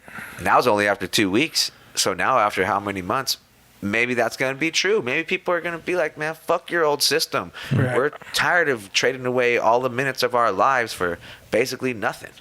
And this goes back to my theory about the apps on the stock market.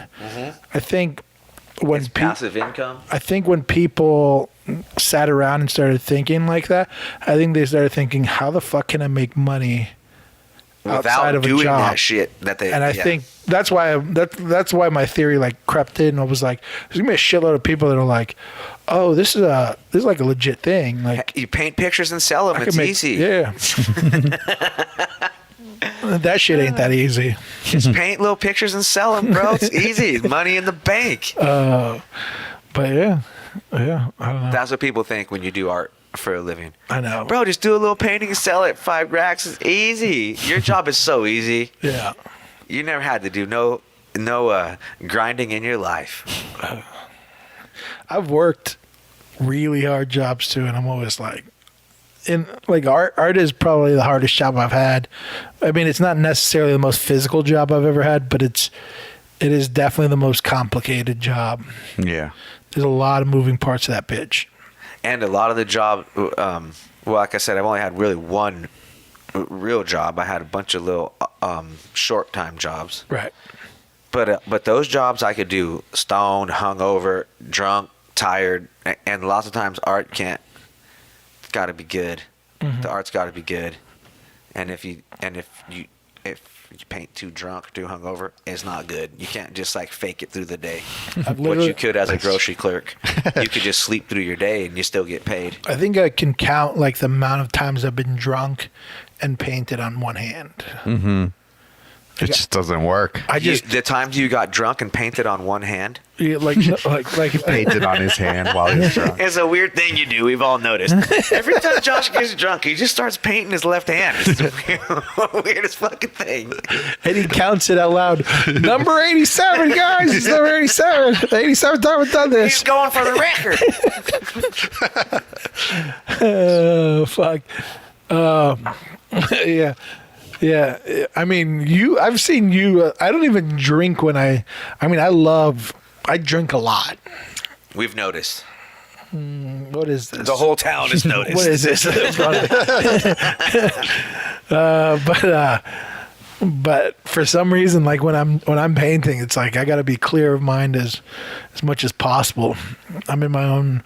I mean, it's like one of those things where it's like I've done mushrooms thanks to Monty. Prank caller. Hang up. But in like there are these weird similarities that I have in my like painting mind that I had when like you know on that like ride when I've done mushrooms, which is weird because I remember telling you a bunch of times like mushrooms is like this weird thing that like I can't get my hands on, and I was like, it's this weird thing, like it's almost like the first time I think I told you like the first time I feel like I'm gonna try it, then after that it's gonna be like this weird thing that's gonna be easy to get, and ever since that, like you gave me the bag of mushrooms, I just feel like people are just continuously giving me mushrooms. And I'm like, okay, I'll take some. Floodgates are open. You've tapped in to the inner circle. I mean, we talked about it. We have like a next door, but it's all just mushroom culture. Josh is in, guys. We're like, He hey, did him. Josh is cool. Start slipping in bags on the slide. He's one of us now. But yeah, it's weird. I don't know what it is. Yeah, well, I mean, mushrooms are a lot of fun. I feel like for an artistic-minded person with a lot of imagination, hey, that's super. It's a good little tool. It helped me so much with composition, like almost the most useful thing I've ever done when it comes to composition, like by far. I like them. Yeah. There's some things I don't recommend it, but it doesn't work for everybody. Try it out though. But there's been times absolutely where I feel like it's done that with my art, where before it's just like a next level sort of intuition when it comes to looking at least composition. And I think for an average viewer of art, they might look at something and feel it not good. They like if both eyes aren't on the same perspective, then the viewer, but both eyes are rendered real nice, but the viewer might feel something doesn't feel right when they look at it, but they don't know because they don't really have a trained eye. It's the same thing now, having had psychedelic experiences and looking at art and studying art, you can really feel what doesn't work and feel what does work, instead of just it being like, oh, I think I'm gonna try to fit this into the composition. You more physically feel that it doesn't work. At least for me, and like psychedelics did that for me. Opened that door where I can look at art now and I can just feel if it feels right or it doesn't feel right. And I think.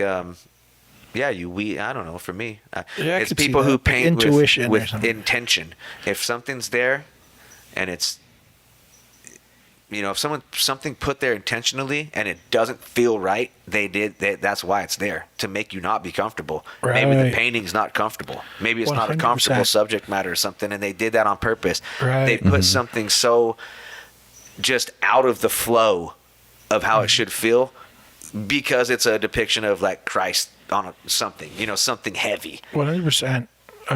Yeah, that was a big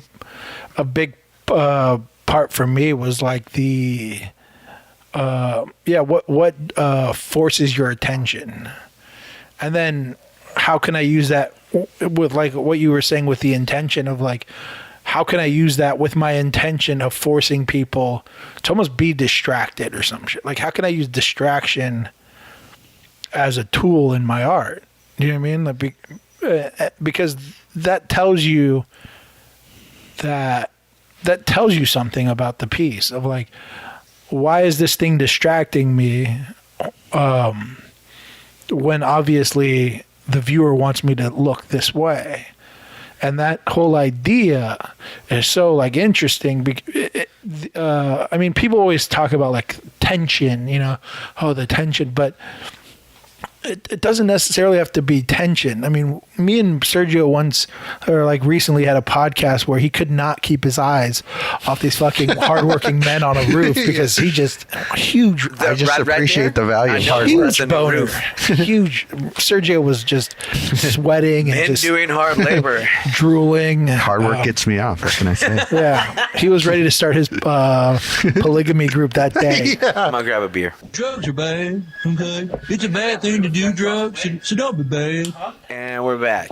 Speaking Live here. being distracted, our bladders were distracting us. So. Yeah, but what I was saying was that, like, yeah, so Sergio was being distracted by the people on the roof, right? Yes. And Understandable. and although there might have been like tension as far as the scenario, right, of like Sergio. Were they using like pneumatic tools, like air guns and nail guns and Yeah, stuff? I don't know if they're pneumatic, if Well, theirs were pneumatic, but they were that's definitely using nail another, guns and stuff. That's another layer to the story. You add in that kind of Detail. heavy machinery in the story, and I get it, Sergio.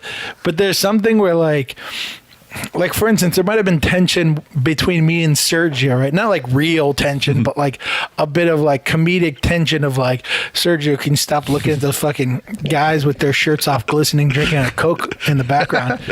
But there's that tension, right? But like the tension is built for me and Sergio, right? But the distraction, if you think of it as far as like art, the distraction is Sergio being distracted by the guy on the thing. There's no tension between him and what he's looking at. It's an inability to control yourself. That's the interesting part. You know what I mean? The one spot on the painting you can't keep looking at. Yeah, you can't. There's something about being a human who can't help but be drawn away based on certain things, and then like trying to develop that idea to me is super interesting. I'm glad I inspired you. No, this was before. This is the mushroom Sergio. That's right. Just let me have it. Yeah, I guess personally, without this, with this whole sort of shift. Shout out to Mailman. Yeah, shout out to the mailman for doing his job. Yeah. Every episode, with the this mailman whole makes a visit. shift and everything, I felt myself just being a big art lover in these past several years, like an overindulgent guy. Right. Like Instagram does a lot of Sure. add to a lot of that, but I just indulge all the art. I'm just like, whatever it is, I if you're good at it, I love it, and I'll follow all your paintings, and I'll like all your shit, and I'll inspect all your paintings. And I feel like we had such a seismic shift with society, and I feel internally with me and my relationship to art, it's really made it a lot more important to me. Where I used to just look at all the paintings, and now I'm weeding them out, and I'm like, your paintings, they were okay for the world I had before shit was more meaningful to me. Right. And now I had to dwindle it down to people who's really doing important work to me, not someone who just paints a pretty face over and over and over and over again. I used to look at it and admire it in a way of maybe technique or something, but now I'm like, I don't have time for that shit. If I get down to only keeping track of a dozen artists, that's it. I'm about now. The stuff's becoming a lot more important to me. Where before, you can have all sorts of stuff. We didn't have. People were constantly bitching about. At least in the city where I was living, maybe the tech people or the subtle little changes in the city. Everybody was bitching about it constantly, me included. And then we had this major shift, and now it's like everybody's saying, hey, I want my old shitty world back. And that in that world, I could just indulge in all the art.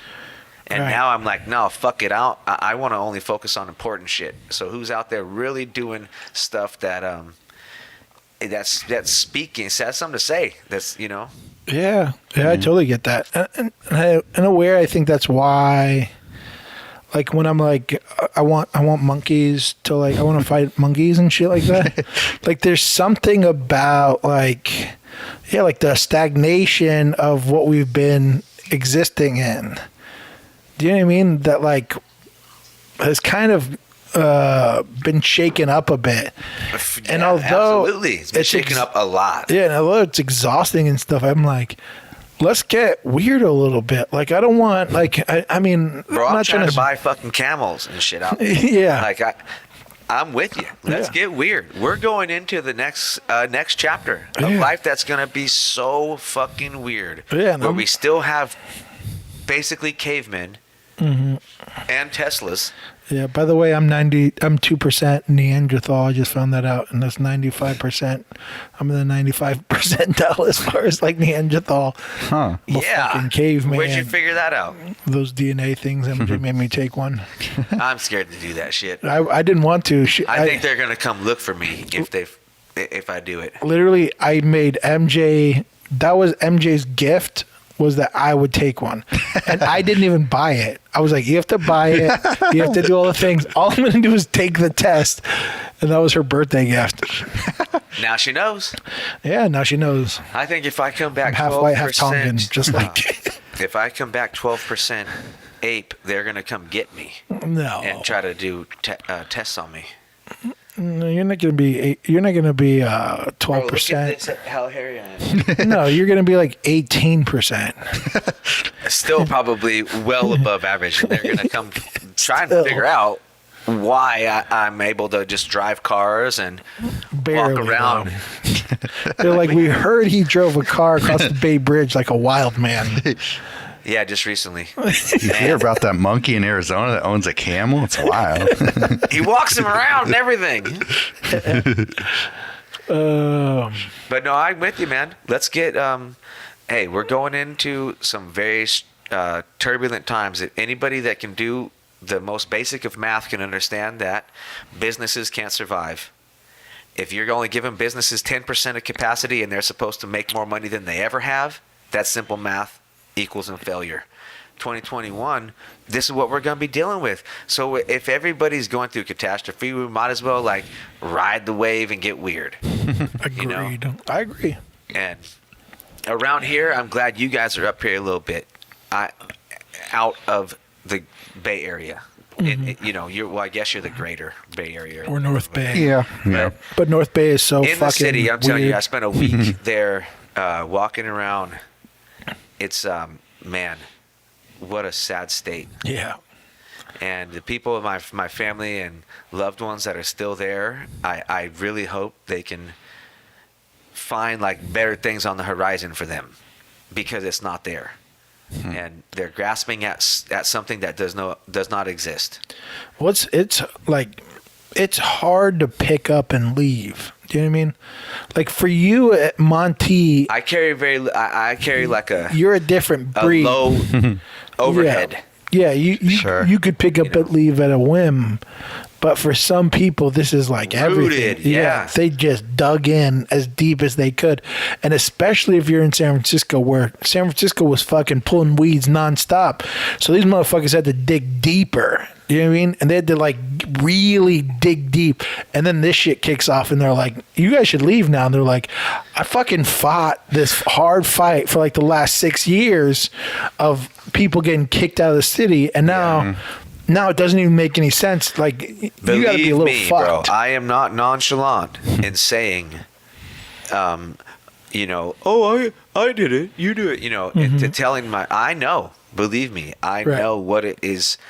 I put all my eggs in a basket in San Francisco. I figured that was it for me, having been raised in Central California, wanting to be an artist. Not really that possible. Put all my eggs in the basket. And I lived there for about 12 years. Year after year, all those eggs was getting cracked, and I had to make some fucking change. Right. It's been in a constant deteriorating state. Yeah. I feel like I'm supremely blessed to have caught not the crest of a wave, but the foam run out of the wave onto the beach before it started to recede. At least in my lifetime, I got to be experiencing that, because now man, San Francisco is horrific compared to what that town used to be. Yeah. And not even compared to what it used to be, just to compare to any regular lifestyle you would want. Jesus Christ, man, it has gone off the rails. Yeah. And I think about this all the time, being 37, how I feel so young to be so outdated. Tijuana, I used to love Tijuana as a teenager. That place was the jam. Are you kidding me? Yeah, as a young teenager, It's a young green guy. white with a parochial school crew cut is very easily for them to confuse you as a Camp Pendleton boy. So you go to Tijuana, everybody there thinks you're a Marine. You're a Marine in training, I see. and you got treated like a fucking rock star. And it was awesome. Well, now I mean that's past. You ain't going to Tijuana now. You kidding me? Yeah. So that's just one little example, but there's plenty for me to not even be 40 yet and already feel like, Mexico- good Lord, what the fuck happened, man? Did you hear Mexico's legalizing weed, maybe? Great. Super In my interesting. experiences in Mexico, I've not seen everything seemed legal to me. Yeah. I never experienced law in Mexico. Not once. Makes sense.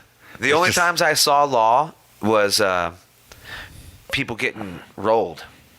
The law just basically looted people. Right, But, yeah. but to be exactly. fair, it doesn't sound from stories I've heard from you throughout the years. Yeah. It doesn't sound like you spent. I mean, it doesn't seem like you encountered much law in America as well.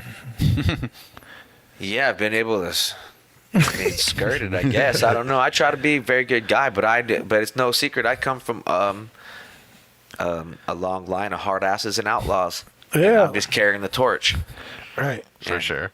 And it's not even something at this point. It's in part of my personality because I'm raised around these. Yeah. Around the people I admire live much the same. So Yeah. I take people always they love to tell you everything's or nothing's certain except death and taxes. Well, that ain't true, because I got a successful grandpa right now who just turned 96. He never paid taxes. You He can't. just Don't put that shit out there. What are they gonna do? I don't know. They're Maybe gonna there's come chase one Tata. asshole. They're gonna come chase Tata, age 96. I doubt it. And Tata is his legal name. Yeah. That ain't happening. But in any case, it's it's something I take pride in. Really. I mean, I get it. Carry the torch for the same folks that did that shit before me. There has to be people out here like this. If everybody just did whatever they were constantly told, then it would make for such a plain, boring, cream of wheat society. Who the fuck wants that? That's the interesting part of You gotta have outliers to keep that shit honest. back to like cold, like we were talking about flags and shit and about borders, and I talked about culture. I mean, there is a culture in America that rejoices the outlaw. I mean, even in like Mexican culture, it's very similar. I don't know if it's fucking North America. I mean, Canada, they don't really got that shit, but there's something about like that little section. It's a banned word in Canada. Outlaw. It's bad, yeah. But there is something about like about rejoicing the person that breaks the rules. I mean, and almost everything because to do with North America except Yes. for Canada's bitch ass. Those No are the ones. diss. Actually, MJ's Canadian, so. MJ's Canadian? Yeah, she has triple citizenship, and it's America, Canada, and Nicaragua. What? Yeah. God damn. Each time I learn new stuff about her, she's amazing. Mind She's the only woman I've ever known named Maria Jose. Yeah.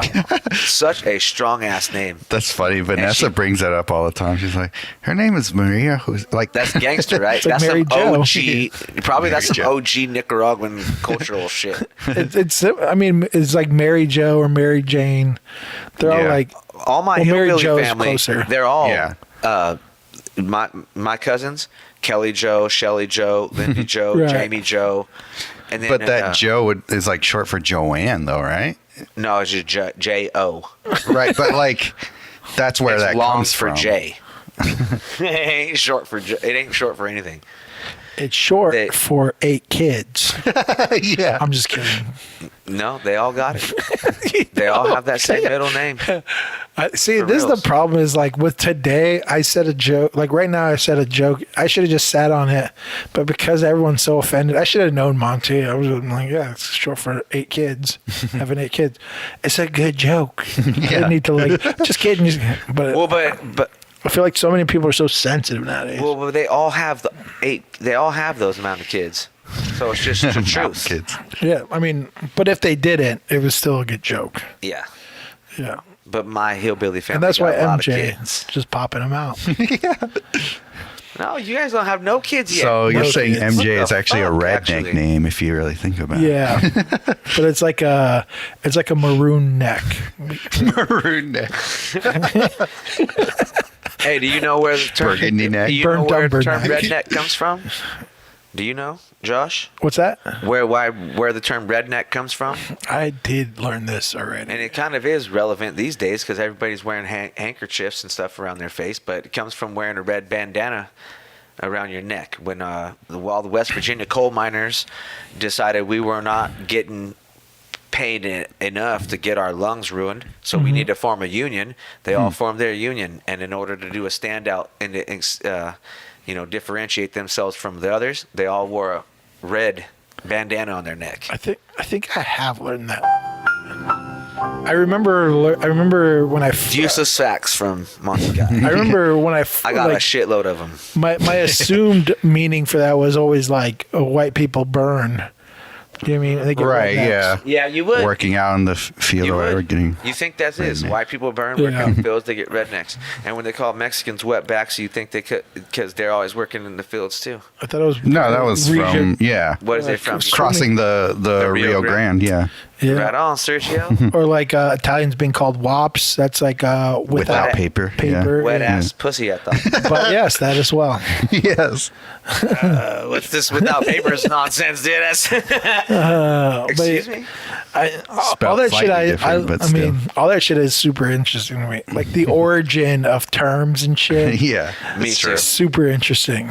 And not only that, but you realize how many times people lie about that shit. You know, they'll say like, "Oh, you know, this started like this means this," and then you're like, "No, it doesn't." Like, you just regurgitating a meme, motherfucker. Or something your dumb uncle said at dinner. Yeah, You didn't do the investigation yourself or try to read anything. You just heard one of your dumbass relatives say something and you repeated it. yeah. I remember recently I was somewhere and I was like, "Oh, spooky," and someone was like, "I wonder when people were gonna stop saying that word," and I was like, "What word?" And they're like, "Spooky," and I was like, "Why?" And they were like, that's a derogatory term," and I was like, God. I was like, "Are you sure?" And they were like, "Yes." Spook. That's what. Yeah. That's what racial slur is. Yeah, yeah. And I was, Spooky is a Halloween term. And I was that like, we're are gonna you- always use always. and I was like, "Are you sure?" And they were like, "Yes." And I was like, "Okay." And I just Googled it, and I was like, "It's it was like a German or Nordic term in regards to like actual like ghost." And I was like, Oh, really? Oh, okay.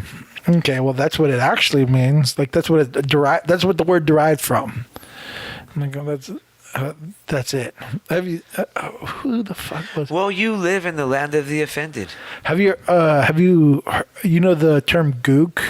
Yeah. Sure. Yeah. Of course. Have you heard of how that originated? Yeah, I do. It's super interesting. Yeah. Nope, don't From know. what I understand, it's because Koreans in the Korean War would refer to white people as migook. Yeah, me gook. So it's literally a term for like a white people. Yeah. And then white people would hear it and then call them that. Yeah. So it's almost like white people calling Asian people white people. Puts it on him. Like, I'm not white. You're white. they didn't know. They were just like, they always say that word when they see me. Right. Yeah. Yeah. But it's like it's almost like if white people called Latin people gringos all the time. They're like, Right. Look at those fucking gringos. It's like this weird, like lost in translation story, and you're like, that is so weird because it's an offensive term. Yeah, dude. I don't. It's all about intention. I remember my auntie, who's a lesbian. I got a couple aunts on that out of that marriage alone.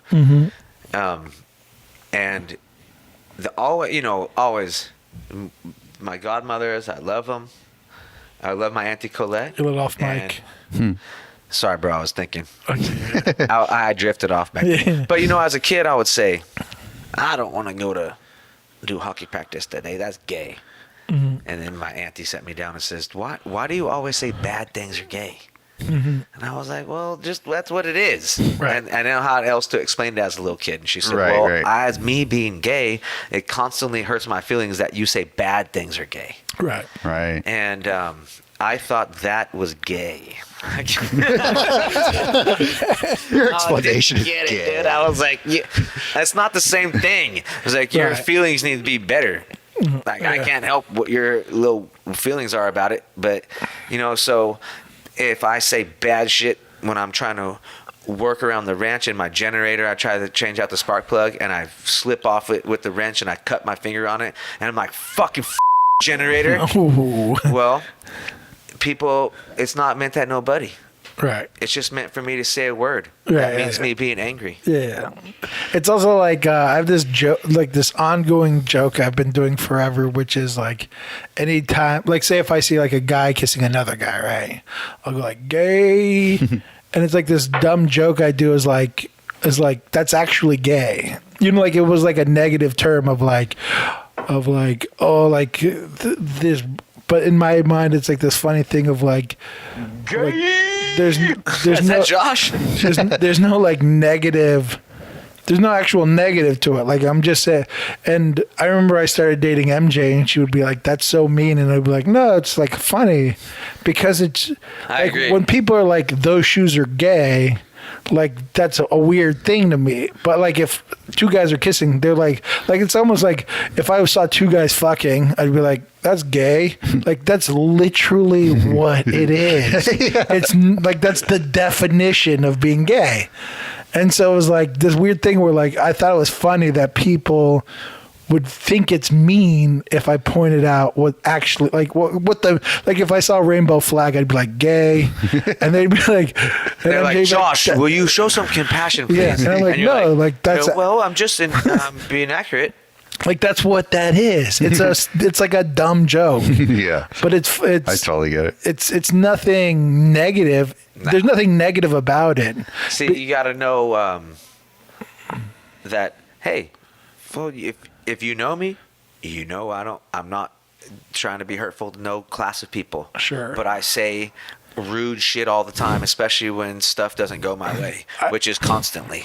I also So, think when everyone I cuss out inanimate objects with slurs, well, if that is your problem, then you need to not hang around, I also, in my mind, I think like the dream world is where everyone makes fun of everyone. Like that's like I love it. Like That's the world I grew up in. Yeah. My white ancestors came over from Germany and Denmark and started having babies with Native Americans and Mexicans, and they always joke about each other. yeah. Right. So I what's grew the up in the problem? same environment. Everyone makes fun What's of the everyone's fucking problem? differences. That's the racism, great. man. I That's love racist. racism, bro.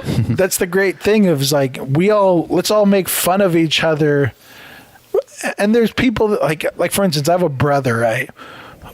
I grew up, we all made fun of each other, right? My brother, my younger brother, he just never was able to like snap back at us. You know what I mean? Like, so if we Yeah. made fun of him, it was hard for him to like come back at us. He just didn't have it in him. Right. That was my problem. And so there's this, I understand, like, for me, like, I understand that there are some people who like if I go like, Monty, you white ass bitch, right? Like, Yep. it's like, like, there's nothing, I there's no agree. hatred or negative intention in it, right? Everybody can only listen, but I'm the whitest motherfucker in Sonoma, Santa Rosa. I mean, I don't want to bring it too political, but like, this is one of the issues I have with like the whole like there's a group of like people who are like super pro Trump who are like they get mad at like white people jokes, and I'm like, you shouldn't get mad at that. You should get mad that no one's allowed to joke about everything. Right. Like, Exactly. Like, I think they think it's like a double standard, right? yeah, they think it's and to some that's true. Yeah. But to me, it's like I want to make fun of, like, just like I'll make fun of white people, I'll make fun of like the gay flag or like brown people or whatever. It's like, Sure. it's all just like what's funny at the end of the day that we can all laugh at. I agree. Right. And fuck the rest, like, because to me that's a And better what's solution. funny, sometimes I say rude shit in the We're gonna get another negative review. in the Yeah. in We the, support racists like here at me Wade and searching Dry. for a good funny joke and shit. I say a lot of rude shit sometimes. Yeah. What my dad tells me though, he goes, I've never seen anybody who just says so much rude things to people, but because you always do it with such a smile and such a good jovial attitude, it's like no one ever cares. And it's like, well, that's the key. truth. That's the I'm not saying nothing in harm. You know, Right. like if Right. you're, hey, I fucking hate most people of all shades. I agree and with of that. all Sure, it's not skin genders, color, it's of how all you act. Zims and hims and hers and all of them. I hate all of you motherfuckers, but I also like all of you too. So I don't know if I like there's that, not but there's I hate everybody and like everybody equally, not segregated by what are you look like. Well, what do you act like? You a good person? Or you a piece of shit? But that determines it. going back to like, there's people that like that can't handle a joke or they can't snap back or something. Yeah. There is like more than anything, more than like my skin color or fucking my sex or sexual orientation. The second if I throw out a joke and someone comes back at me with something that I think is funny, the second I'm like, fuck, like I like you, like we're gonna get along really well. You know what I mean? Like, yeah, totally. like more than any other I think feature of that's a human quick existence. way to weed out well-adjusted people. What do you mean? As if you're well-adjusted, you're comfortable in your own skin. Right. You have emotional maturity. Mm-hmm. You don't just lash out at every whim. Right. Then that's a way to weed out stable people and non-stable people. Where well, I'll say for instance, it was pre-COVID, but not so long before that. Shout out to The garbage guy. man, He's out there doing work. putting in that work. Sponsored by Recology this episode. We'd like to take this moment to offer a sponsor for Recology, Santa Rosa, West County. But what the fuck was I telling you, Josh? Goddamn, I'm sorry. It's all good. It happens. I got distracted. by that I know, me too. garbage guy. doing Not such so great easy work. not to be distracted, huh? I'm not Sergio. arguing. I'm just No one is gonna give you leeway for being so distracted by the men on the roof. glistening Keep in the searching. fucking sun and just pouring Gatorade down their throat, but it also like coming down their chest and just following it down their body. No one's I thought they were shooting commercial. A Sunny D commercial. Gatorade is it in you? what the fuck were we talking about? Well, we got off the rails there for a second. We did. I'll bring you back with a little story that popped in my mind earlier when we took that break. Yeah, let's get it. When I was talking about being 37 and feeling so outdated about the stuff that's just, I mean, man, at least now people really know the meaning of the good old days. When you used to say that, the good old days, people would be like, oh, you're just some old, nostalgic old timer. But now you say, Sure. you're like, oh, the good old days, and every motherfucker knows what that means. Because now, people in France is locked in their houses. People in Ireland locked in their houses. Remember what the good old days was? When all y'all could drink in the streets? You know? I know But there's in like any case, what made me think about it was when I took a trip one time to Fort Collins. And in the way I think of Tijuana never going to be the same, Fort Collins never going to be the same. I don't even know where that And is. Fort Collins is in Colorado, right? north of Denver. Right. Okay. Into the Colorado. And it's like a college town, party town, fun town. And I went there one time. I got to a bar, and it had swings for seats, so you could push yourself off the bar and swing while you're having your drinks. And then later on the night, we went to a bar, and in the back, it was very elevated. And I had been back there drinking. I had my cousin there who was living in Fort Collins, my sister, my brother-in-law, and a very close friend of ours. We were all there hanging out. And I thought, I can't handle any more of this. I need to go out front and wait for them. So I went out front, and I was waiting out the bar, which seemed like forever. Nobody ever came out. So I thought, I need to get back to that elevated part in the back of the bar, but I don't want to walk through the whole bar I just came out of. So I started climbing a tree to get on the roof. And I start climbing this tree, and right when I'm walking out on a branch, like a little tightrope to get on the roof, I hear these boys down below go, "Rooftop!" And still, now my cousins still call me Rooftop because of it. So I got onto the roof, and I crawled all the way back to where the bar was, and I jumped off the roof. Behind the bar was the only safe landing zone, was where where the well was. So I jumped off the roof behind the bar, and a little midget bartender started punching me in the thighs and in the belt really hard, and he put me up against the wall, and I didn't want to fight him back because he was so little. So I just stood there with my hands up, and I was like, "You win, you win, you win." And the other bartenders came and grabbed me. He was like, "What the fuck are you doing back here, bro? This is our bar." So they dragged me out like a little kitten carried by the mama to the front of the bar, threw me out again. And by this time, the bar had closed out, and I couldn't find my sister, and I couldn't find nobody. And I seen this one kid, he was over talking on his cell phone. So I walked over to him, and I grabbed his cell phone out of his hand, and I hanged it up, and I started to call my sister.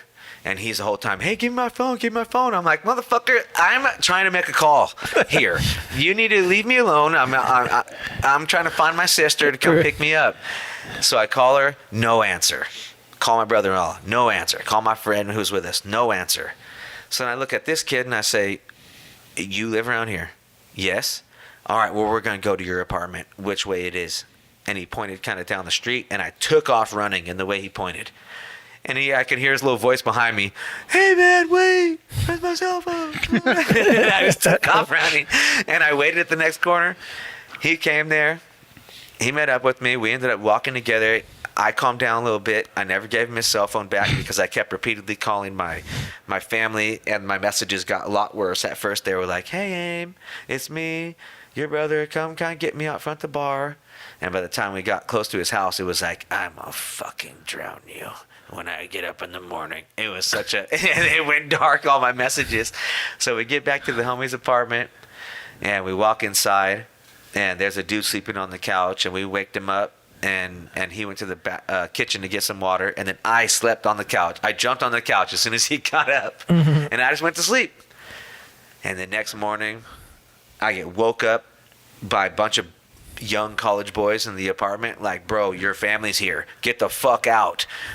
What is your problem? You hijacked the phone. You hijacked the apartment." All this. I walk out front, and there's Amy and my family out there ready to pick me up. And so I just get in the car, give these guys, I think my sister and my brother-in-law gave these guys maybe a little bit of money for their trouble for having harbored me. And then we left out, no harm, no foul. Perfect. And this is the type of stuff now, that's the good old days. Right. That shit ain't going to happen no more. Because everybody's going to be like, "Oh, my God, no. Where's your mask? Where's your mask? Call the cops. Call the cops." You know what I mean? Yeah. I'm too young to be so outdated already. Like, Right. the good old days, I already experienced them.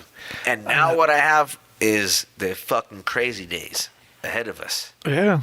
Good old days is replaced with the crazy days. Yeah. Not only is it where you can meet random strangers and get into weird shenanigans, but not only has that been removed, but like everyone's circle got smaller. Do you know what I mean? It's like, Yeah. it's like I might have ran into this person or chill with this person, but now you're like, well, it's not that important if I chill with, you know what I mean? It's like Right. everyone's like, who are your real circle? Yeah, just like I was saying about totally. the art. You edit. And Yeah. you say, what's more important to me than Yeah, just yeah. having everything?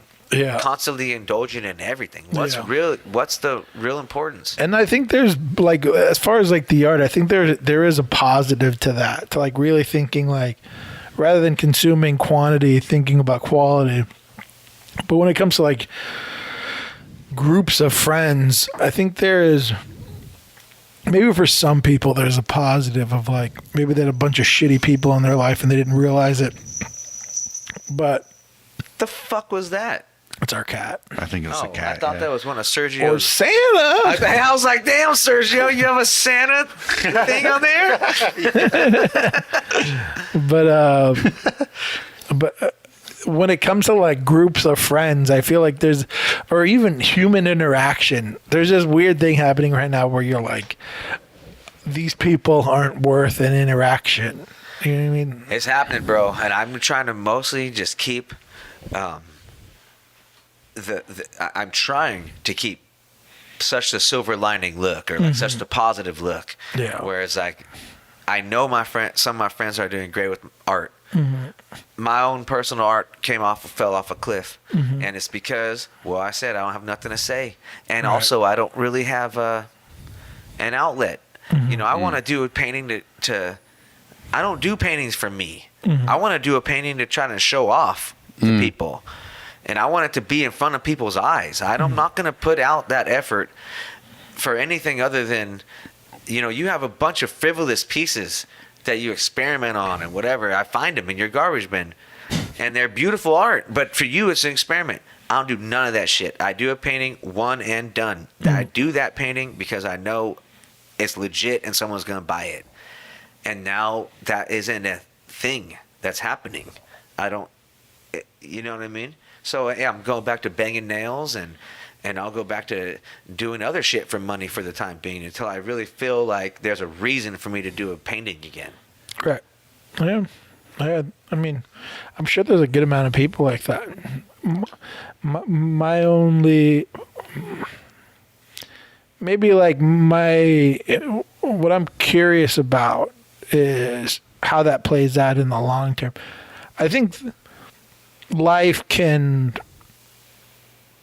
slow paces down, and that's fine. There's nothing negative about it, but there's always going to be people who don't slow down. Do you know what I mean? Absolutely. And so They're unwavered. And one of my fears is like I try to set my pace, you know what I mean, and I try to keep moving forward. Like I'm like, it's like the shark analogy, right? Like keep moving forward so we don't die. Like all I want to do is just always take steps forward and stopping to me is always like, my fear is like, if I stop now. And let's say if I take a year off, then everyone. That's not your. No. That's not your personality. Yeah. It's so integrated into your life. But what I'm saying is like, You couldn't. If I took a year off in this imaginary scenario, my fear is that like, if I try to come back a year from now, I look around and everyone that I was standing next to is a year ahead of me, and I'm like, fuck, I just lost a year. You know what I mean? I know what you mean in the thought process, but I do not agree with about art ability.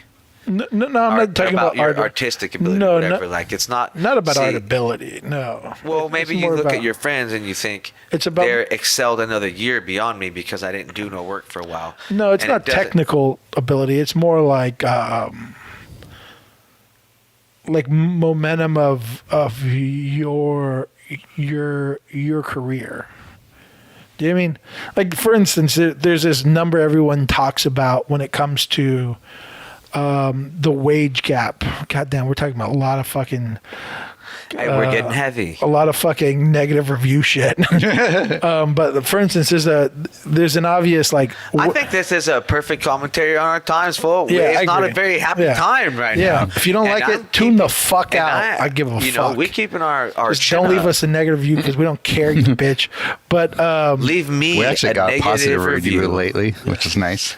Monty Nailed it. Guy.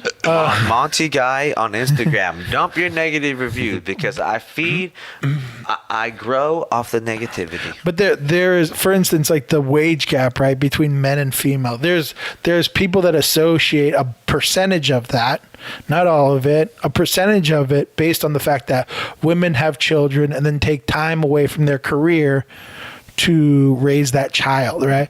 And then when they return back to the workplace, they are a couple years behind in their career. I get it. It's the same idea of how these all the kids go into school for coding. They go through 4 years of coding. Right. They graduate and they're antiquated already. Right. But It happens right now in our generation. That's Right. what's happening. Right, yeah. Kids graduated with skills that are old school. right. Yeah, you gotta keep Or up with that shit. Or like that yeah. an app and some AI And Zach, my old can roommate, remove talked you. about that. He goes every 2 years. The whole tech system that Right. that these guys stand on, it for sure. advances every 2 years. Mm-hmm. So if you go to get a 4 year degree, you're fucking old school when you get your diploma. Right. Well, Well- that ends up being strategy more than anything, I think. But what I'm talking about is like momentum in your own career. Like for instance, when I mean strategy, I mean like the ability to anticipate the future. You know what I mean? Like that's more like what coding is. So like for instance, you don't aim towards like in football terminology, you don't aim to where the football is. It looks like when you're a quarterback, you throw. You don't Mostly throw off towards intuition. to the lead 'em. wide receiver. You anticipate where it will end. Right. And so that's an anticipation of humans, right? So a lot of strategy should be based on that. It should be based on like, where do I anticipate in the future shit to be? But there's this weird like middle ground where you don't want to be too ahead, because then people are going to listen to you when your shit wasn't accepted well. Like let's say if it's music, right? If you make an album Kanye thing again. that's ahead of its time, then by the time catches up with you, they're like, oh shit, they were really onto something, but you Right. didn't get the rewards of that. So you have to anticipate this perfect little section, but that's based on strategy. What I'm talking about is there is also this steady progression of your career based on this idea that you it's the grind of the career. So you notch out little movements forward, right? And when you take a break, there are going to be people around you who are going to continuously keep notching ahead of you. And you can be okay with, there's nothing negative about it. It's just personality based. So for me, it's hard for me to accept that. It's hard for me to accept that if I took a break right now, that there's someone that's going to be next to me that's going to be ahead of me. Right. And instead, me personally, I want to catch the motherfuckers ahead of me. So I want to like overwork the grind aspect of it. You know what I mean? Well, the strategy, I'm always strategizing as far as business, but the grinding away as far as like us as artists, I'm continuously being like, how do I get a little advantage? Like how do I, and it all comes down to working hard. At the end of the day, it's like, for me, it's like, I'll just work harder than you. Right. You're gonna outwork them. Yeah, because to me, when I look at people that succeed at the highest level, Michael Jordan, all those motherfuckers, the exception to the rule is that all those motherfuckers were willing to outwork everyone. Oh yeah, how's the Stone Sparrow Gallery show going? I haven't sold shit. Oh really? Damn. That I sucks. know there's one buyer who's figuring out what he wants to get, but other than that, I don't know if there's any like legitimate inquiries. But it's either going to be, I mean, it's one of the two biggest paintings, so that's good. Oh, okay. And she just Nice. sold her biggest painting, Oh, good. Yeah. so it's a chunk of money. But Cool. Well, I don't. Are we recording? See, Oh, well, I just had to go on. We don't okay. have to. No, that's fine. I don't care. Okay. I don't see the relevance of it. For me Gallery? anymore. I mean, well, it's- I've been thinking about it a lot lately. it's too. just the their sort of reason for being a partner that I would think of was for their brick and mortar and their own hard work and labor to try to sell pieces. But that isn't happening anymore. If they're just going to make a post on Instagram and they want 50% of whatever the asking price is, no thank you. Yeah, not only that, but like, I mean, yes. Like, I mean, I don't know how long we've been doing this fucking podcast. I've been talking shit about galleries, and like the slow, degrading. It's an old, an old school ideology right now to think that's. But you give someone half of the money. But here is one thing. None of the work. Here's one thing I will say is that like as far as like artists complaining about galleries, I agree, but at that point it's on us. Like it if we want to redefine what this means, it's on us. Like, you can't. I agree. You can't talk all this shit and not do shit. So like, even if it's like renegotiating the contract to be like, you don't get 50%, like this is on the artist at this point. Like, talk is cheap at some point. So you got to like fucking figure out, okay, if I don't want to either work with galleries, I got to redefine what the fuck I'm trying to do then. And like, how do I, because there is something about creating a community and a place to see the fucking artwork in person that means something. I mean, I just bought a couch online and I feel very insecure about buying it, even though I never fucking sat in the thing, right? Yeah. There is something special about like physically being in the presence of the thing before you fucking purchase something. More important than a fucking review. So I've just never needed it. Never, the galleries. Right. When I came to San Francisco and started showing them, it was like a way to just be, like I said, tried to show off in front of people. Because I've never really looked at it as the way you described, as a sort of a way where you feel if you slip behind because others are gaining traction. Oh, it's not galleries. It's more for me, like something inside of myself is just. It's a personal deal. Right, it's like Bobby Fischer being the chess savant and just going into hiding and never painting or never doing chess for. Who's Bobby Fischer in the scenario? It's only him. There's only one. I mean, are you saying you're Bobby Fischer? No.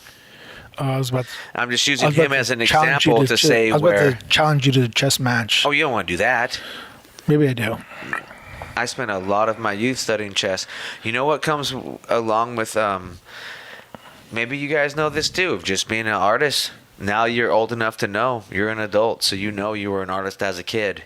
And it comes with a lot of individual time. For some people, it's reading comic books. Right. For some people, it's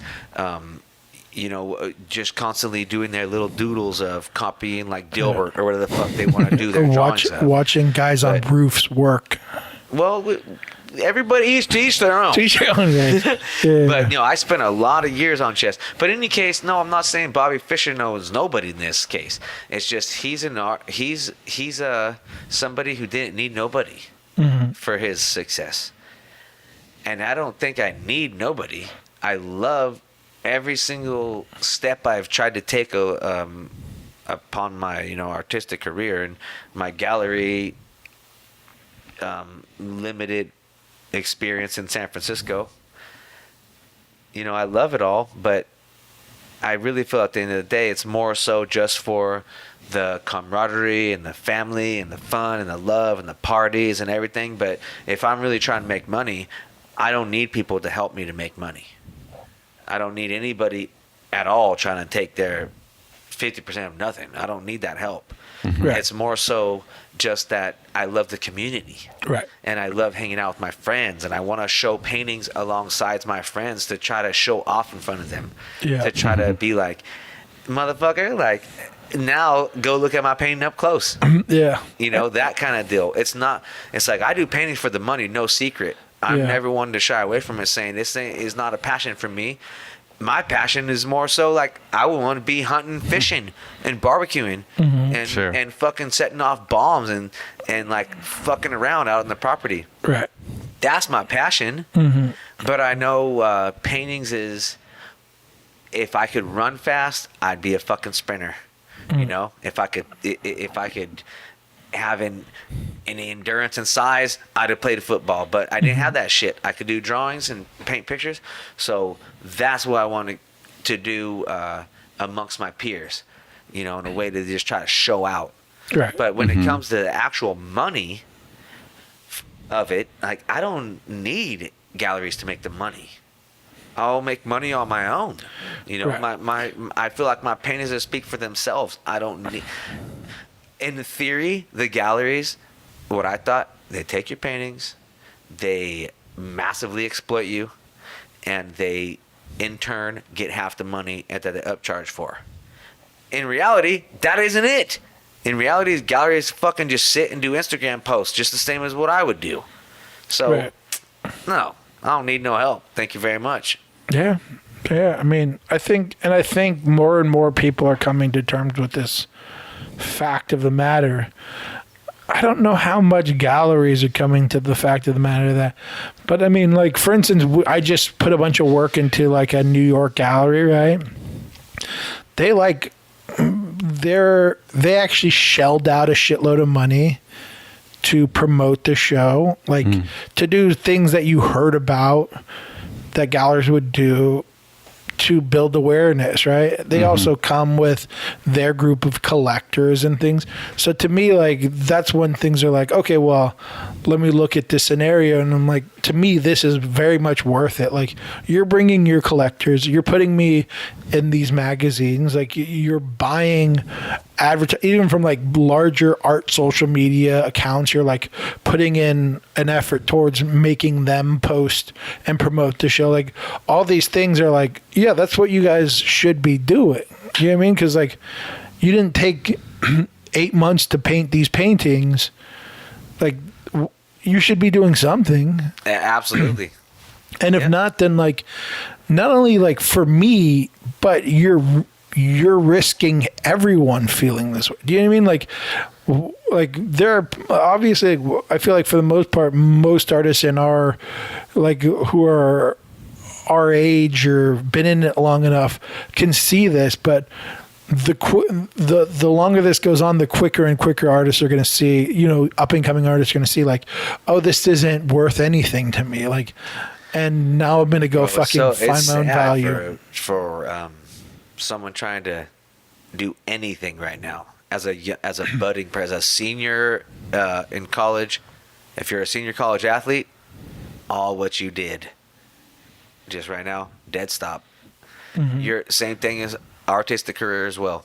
You just put all fucking your effort into going through all this, whatever you need to do to burst into this blue chip art scene. No, not now. Not the time. I don't know if that part's true. I agree with the athletes, but that's a singular pathway. You think art's a different deal?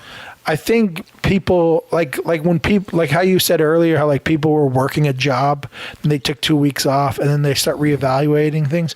I think a lot of artists are starting to like reevaluate the importance of galleries and things like that. They're starting to go like, this pathway seems to have like disappeared. Yeah, well, good luck for them, because a lot of those artists don't resonate with people. The reason why they were ever selling art at all was because they had some intern there with all the vocabulary and a way to push this painting on motherfuckers. That's why I'm saying I don't need no help. Like, I'm more likely to go to a poker game with you in Santa Rosa and sell a painting to a guy at the poker game. Right. Yeah. Because, well, my paintings aren't weak, and I'll talk to the guy, say, hey, well, what's your budget? If you want the painting for $350, it took me 4 days, but fuck it, I ain't trying to sit it on it in my garage. No, this is the take it. This is the new game. This is the hottest tip I'm going to give in this whole fucking podcast. Is these simple words: payment plan. Every artist needs to learn these fucking words. Payment plan. When a motherfucker goes, oh, I want this, go, oh, it's this much. But payment plan. Every gallery knows these fucking words. This is the trick to selling work in this modern day, is saying these words. It is. Payment plan. Remember that, fucking kids. I'm not saying you're all Another kids. waiting to dry exclusive. But I guarantee this is the most important thing I've said this whole fucking podcast is if you want to sell work today and you don't want to go through a gallery, learn these words, learn how to set up these systems of taking a payment plan. That's true. That's It's really it. not that hard. You can even do it on PayPal. It Yeah. Or Venmo. Yeah, You know, any fucking all my way. stuff's through Venmo. But that's your way. That's how you sell work. That's how you convince people to buy the thing that they think is too expensive. You go, okay, well, we can do a payment plan, and you do these fucking payments of $250 for 8 months, and boom, we're good. And you get your fucking painting you want, and I get the money I want. Didn't seem that hard. Yep. Yeah. That I'm a turn and burn. Yeah. I'm gonna say, what do you got? The painting was in the gallery for $3,500. Do you got 150? Like, I'm a turn and burn individual. No, never. And Don't listen to Monty on that one. Well, you know why? Sometimes I give, sometimes I give away paintings. I do the same thing, but only to like the sometimes- closest of friends and family. No, I mean I give them away price wise. I may have spent no. 200 hours on a painting, and I sell that painting for $300. But then there's other times when I spend no money or really a lot of less time on paintings that in turn rack me $8,000. You know, but we are Use not the the norm. strategy at your own risk. It's not fair for any of the three of us to consider ourselves the norm. That No, is completely unfair. 100%. Because at any moment That's in time, true, yeah. honestly, in no Kanye fake knowledge of my ego, I'm very well aware that this is a ego statement. But at any point in time, I could text numerous people and say, "Hey, I got a painting here. I'll give it to you tonight for $500." They'll Venmo me $500 on the spot. For sure. And that's not available to the normal people. Right. That's available to you and me and other people who got this sort of ability, I guess, that's still wanted. Hopefully it still lasts out. But if people don't want no more paintings, guess what I'm going to do? Plumbing. Right. If people don't want that, I'm going to do roofing. For sure. If people, you know? That's true. Yeah. Man, I get it. I mean, I understand what you're saying. I'm not gonna, it's a specific person that I might give a bargain to.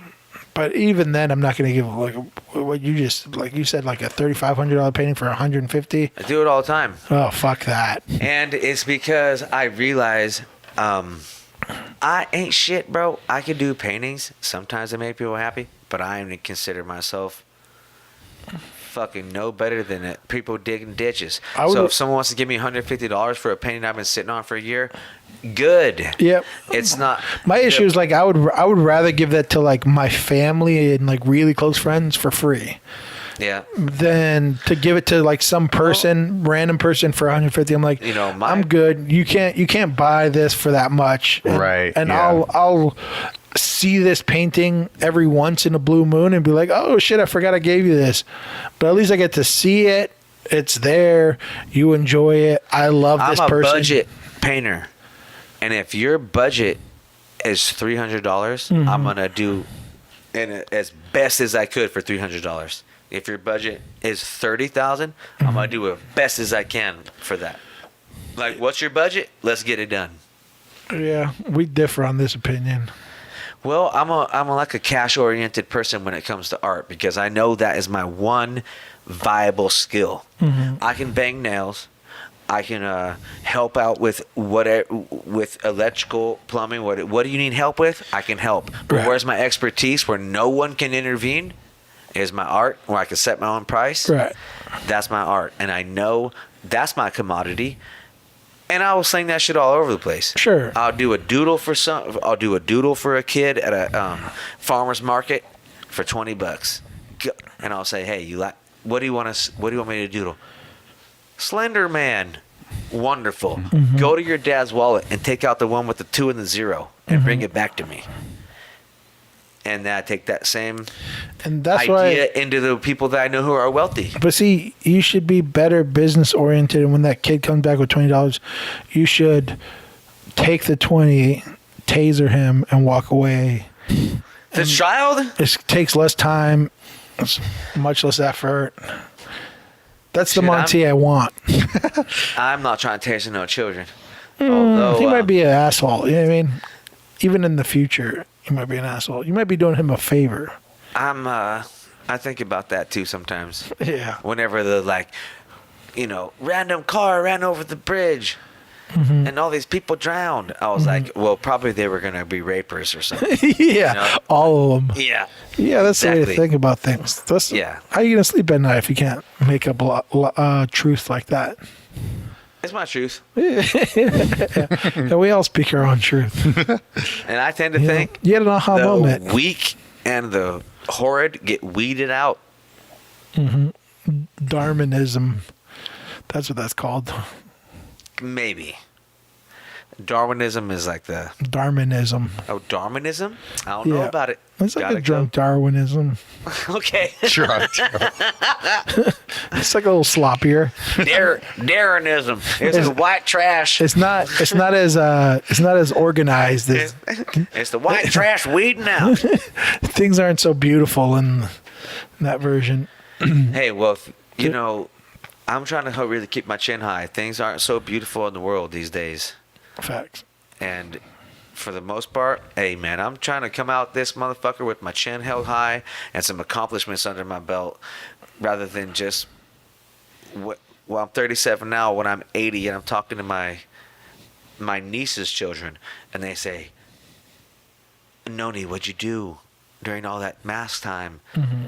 And I'm like, well, I built a house. I bought 3 automatic weapons. I built a bunker.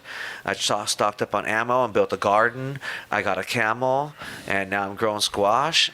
You And know what I'm saying? got a bunch of friends taking acid and looking through kaleidoscopes. And now we got a community out here, and that's why you're riding 2-headed horses. LSD's in the water. Hell yeah. Well, fuck, I think we did it, Monty. Mm-hmm. We can now get drunk without recording it. Let it run. But, hell yeah, man. I appreciate it. Do you want anything to shout out or anything? Oh, nothing really to shout out. But, I think it's, if there's a resounding sort of motto for people to try to go off, I think it's really, you got to look at the Amish. And you got to look at all what they've accomplished with nothing. They build houses with no nails. They use nails, don't they? They milk. Yeah. Japanese you're talking about. They get milk with no cows. You know what I mean, Sergio? They build cars with no wheels. What the The fuck? Amish are amazing. I don't know if any of that was true. Well, I like to leave Might on a, need to I would fact like to check all leave this on a shit. substantial note. You know what I mean? Like, We didn't put that pressure on you. You put that pressure on yourself. well, I want to leave it off on something astounding. Okay. So Okay, well, it's.